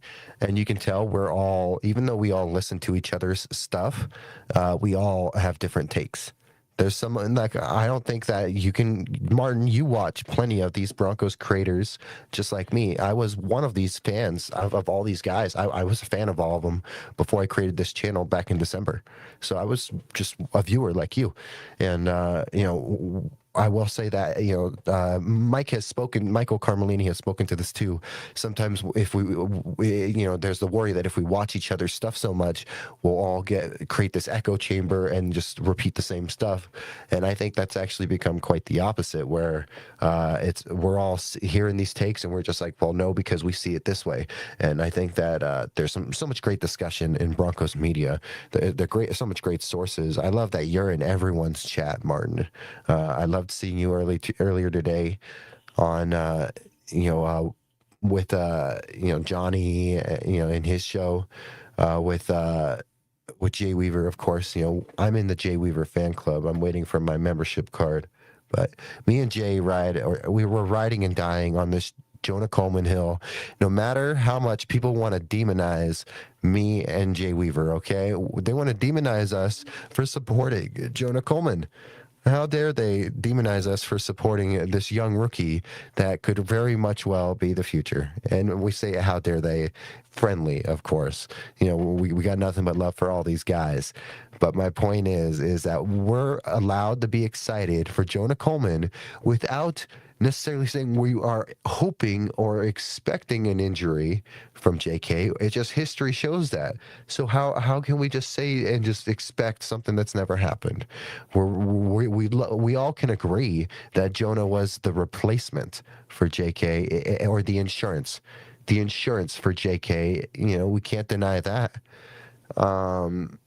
I think that, we are, just because we're pro Jonah Coleman does not mean we're down on RJ. I don't know where this narrative has came from, that we're down. Like, I understood the narrative a little bit, where people said because we're rooting for Jonah Coleman that they think that we're rooting for an injury for JK, which is false. We are not rooting for a JK injury. We're trying to be prepared, and we're excited for the break in case of emergency. But also, some people think that because we're rooting for Coleman, they think that now the narrative is that we are all of a sudden down on RJ. We are not even down on RJ. I've already said it on this show multiple times. RJ is going to be 1,000-yard multi-purpose back, probably 600-700 yards. I think 600-700 yards out through the backfield through the air, and then the rest on the ground. I think he's going to literally be an out the backfield, third down machine. Some think if you root for Coleman, you're rooting for JK injury, but we know better. Yeah, it's not like I'm rooting for a JK injury, just like I'm not saying I'm down on RJ. And I'm going to make sure, if I have to, I'm going to short this and turn it into a short and clip it, because me and Jay Weaver, I just might have to get Jay on a show, and we're going to have to, bring the haters at us, and we'll defend Jonah Coleman more and more if we have to, because people are down on, and now people are down on Jonah immediately, because he's looked like a rookie at camp. You look at all the reports, he has looked like a rookie. But you know what also the reports say? He has been a willing blocker. And if anyone has gone back and watched Jonah Coleman's pass blocking tape, the man is always a willing blocker. And that's the first step to getting out there and being there on third down when you're needed. I'll tell you this. JK will be your starting back. RJ will be your third down back, and of course RB2. But I will say by the end of the season, even if Jonah is not RB1, he is definitely your third down back. I'll say that by the end of the year that Coleman will be third down back. And that's because I'm that confident in his willingness to block and his blocking ability getting better, as well as I expect him to grow as a runner and as in this team. I expect him to keep growing in this team. He's a rookie. And something that, I've always wanted to stress to people when you are looking at and evaluating a rookie in training camp and leading up to the season is that these guys just played a college football season, and they, right out of college football season, they just rushed right into draft prep. Right in the combine, right in the draft prep, and then right out of the draft rookie camp. So they have not stopped. They have not stopped. That's why you hear people talk about the rookie wall, is because they've been going ever since, college football season. So this is something that I want people to say, give Jonah Coleman some time. And one last time, we are rooting for Jonah Coleman because we know he was drafted as the insurance. And it just so happens that he is insurance that could be your future number one back. People want to knock him for being 5'8" all of a sudden. They're mad at him for being so short and because he looks small out there. Yeah, well, I know plenty of other Broncos running backs that have looked tiny out there too, and they've looked great. So I don't want to even get there I'm not even going to entertain the discussion about Jonah Coleman being small. I wish Jay Weaver was here because he would be sounding off with me right now too. I hate that this discussion about Jonah Coleman is all about, because you want JK to get hurt, or you seem to think RJ Harvey can't get the job done. That's not how it goes, guys. That's not how it goes one bit. That's not it one bit. We love the insurance that he brings, and it just so happens he has such high levels of potential that we're excited for that. And we're excited for Jonah because he's a great person. Go watch and learn about his story. Jonah's been posting on his YouTube channel. I know that some people, I'm not necessarily big when players get too big in social media, but he was already big in social media. But he was also maintaining a great college GPA. Yeah, Barry Sanders was 5'8". Absolutely, 5'8" backs. There's some of them. I'm not terrified of a short back. How big was C.J. Anderson? Let me check. Because I want to check. What was he, like 5'9", 5'10"? You're splitting hairs at that point. If it's not like anything lower, like 5'6", 5'5", you're splitting hairs. Even then, Sproles was short too.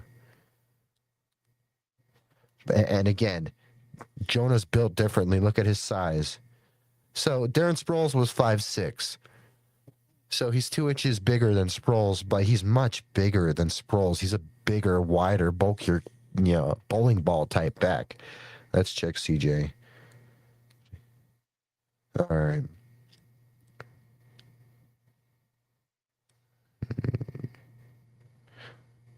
All right. CJ Anderson, 5'8". There you go. 5'8", 225. Does that sound like Jonah Coleman?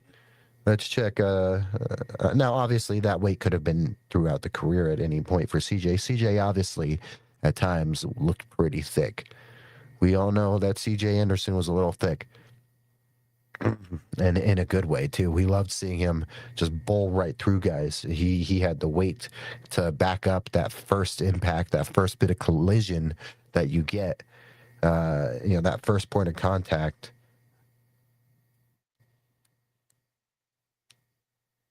All right.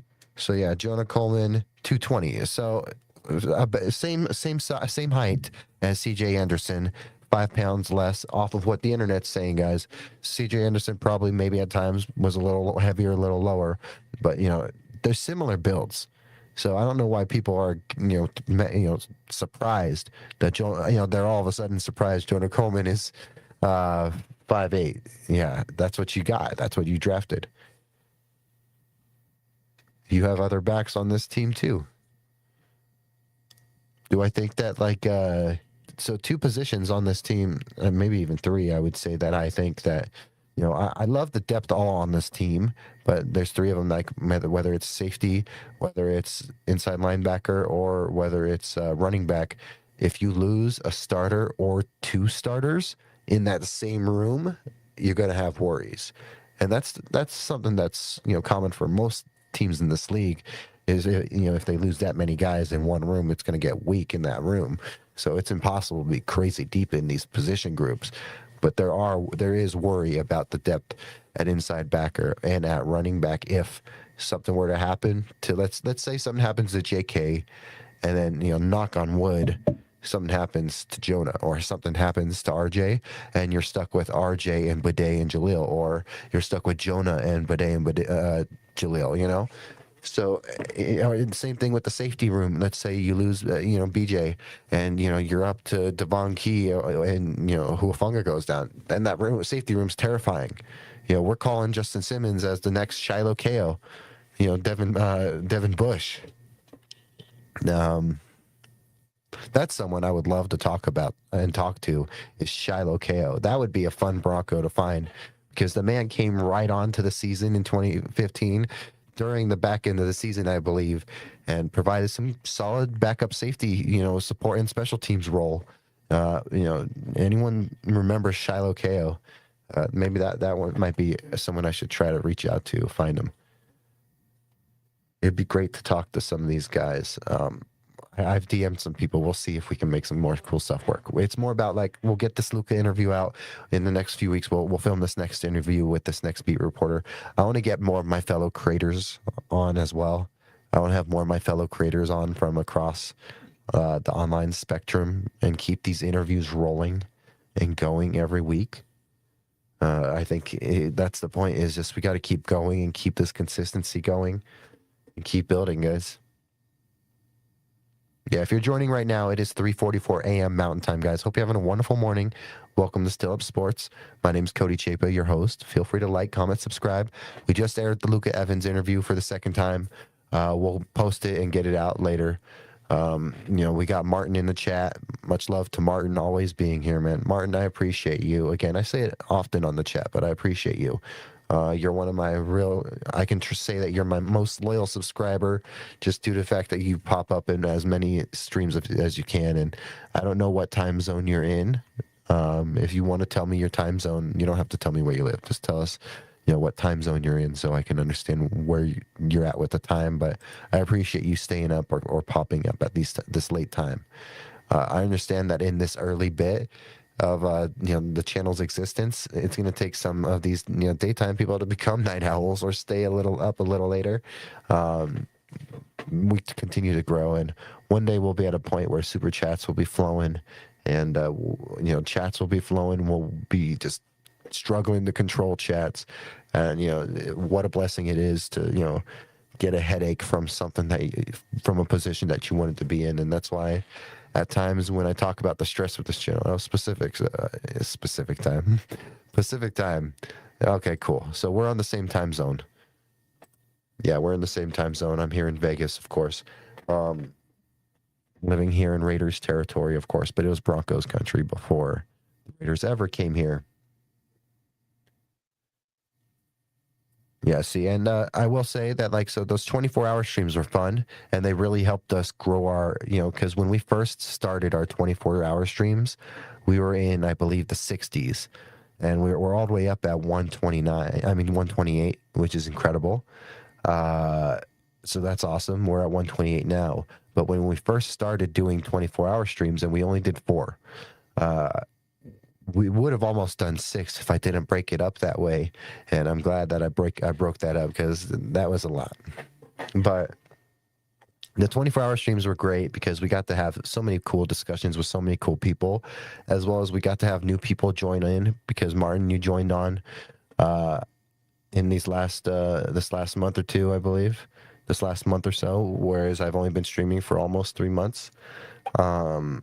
We've had so much growth, so many cool interviews with those 24-hour streams, and those 24-hour streams helped with really when you set those goals and growing it and hitting what we wanted to do.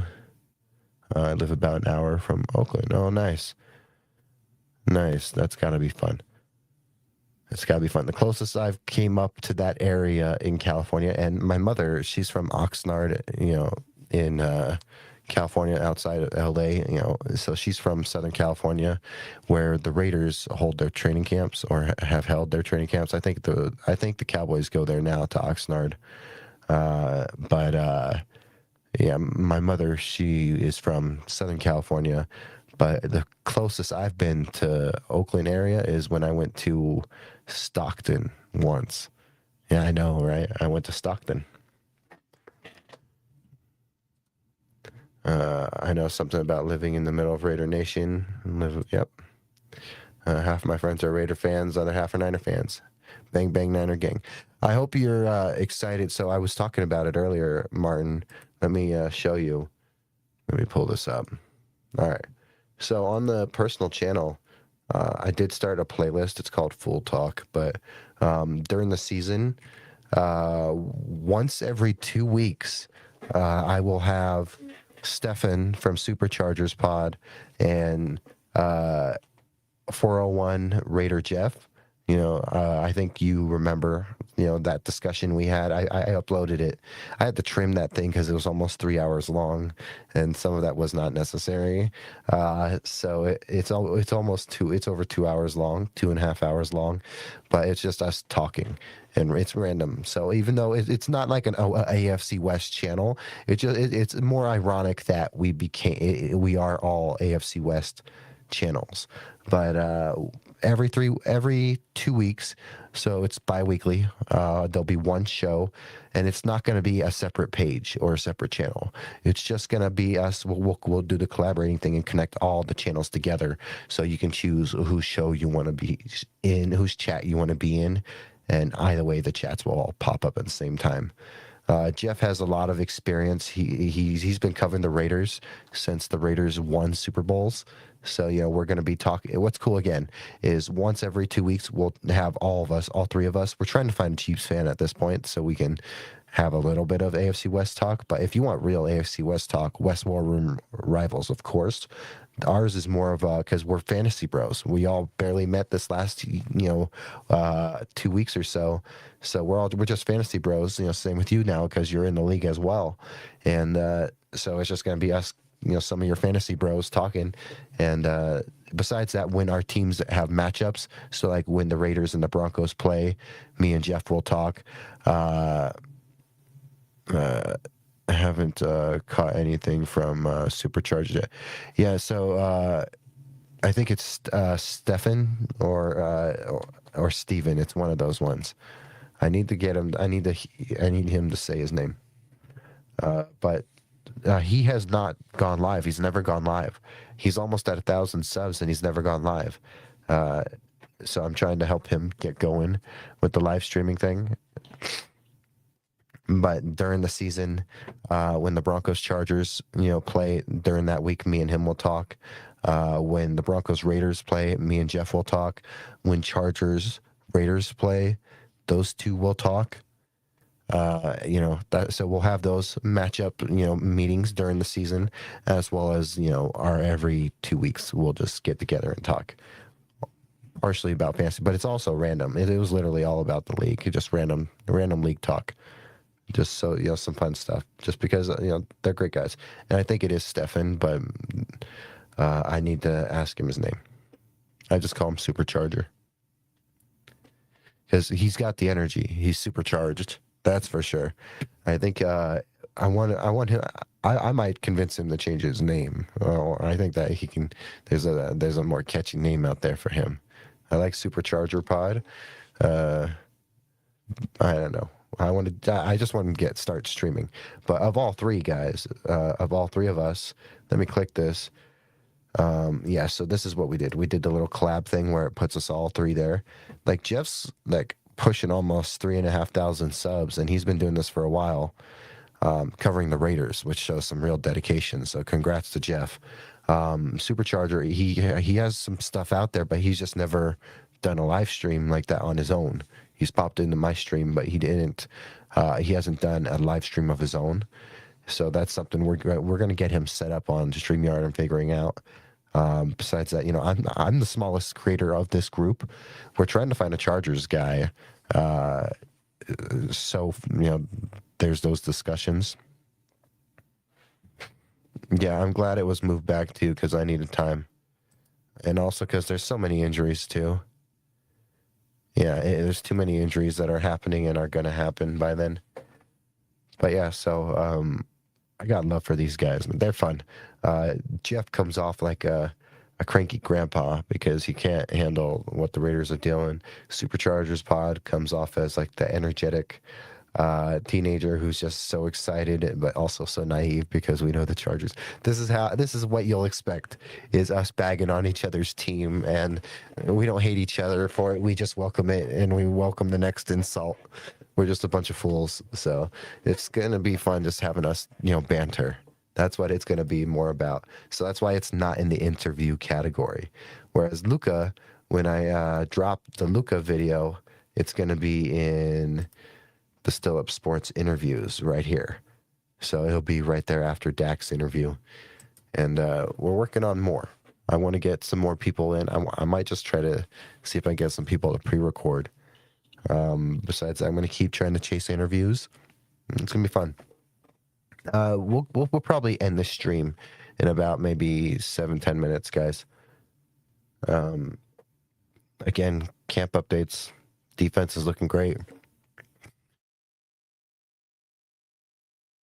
Camp's looking explosive, man. This is a different looking team, man. Everyone's saying the vibe's different. I think it is too. I think this is the year, guys. I know that we don't say that all the time. That's what Raider fans say, is that this is their year. But it does feel like it's our year. It is year of the horse, guys. Don't forget that. It is year of the horse. Yeah, guys, do me a favor real quick. And come subscribe here on YouTube. Help me reach 130. We're trying to normalize late night sports talk. We just had Luca Evans out on the show, and I'm gonna have his interview out soon. Besides that, guys, we're gonna be continuing and keep stacking these things. Yep, we got the cat. No more 24-hour streams probably till the next off season, or unless I get bored and want to do something else.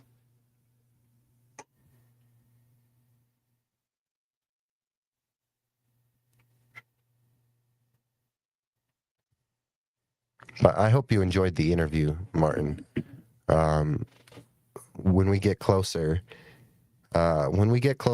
to this next interview, I'll let you guys know who it is, and I'll ask for questions again. It's another Broncos beat reporter. It's one that I respect. That's the only tip you're going to get. And I respect them all. Let's see, I don't know if it's Year of the Horse, but I did know it was Year of the Broncos. It's Year of the Horse, but it's definitely Year of the Bronco. Absolutely. I agree. And I'm going to have to start making myself some merch that says absolutely, because I can't help myself. I keep saying it.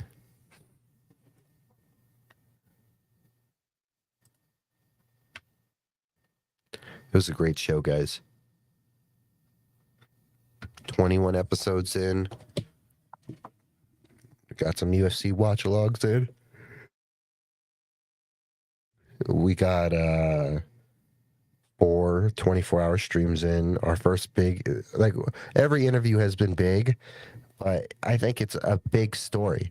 I think Luca Evans on his, in his final weeks is a big story because he's become such a fan favorite so fast.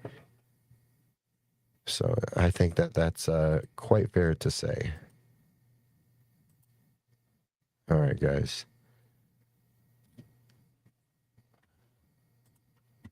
I say definitely a lot myself, so I'm no one to talk.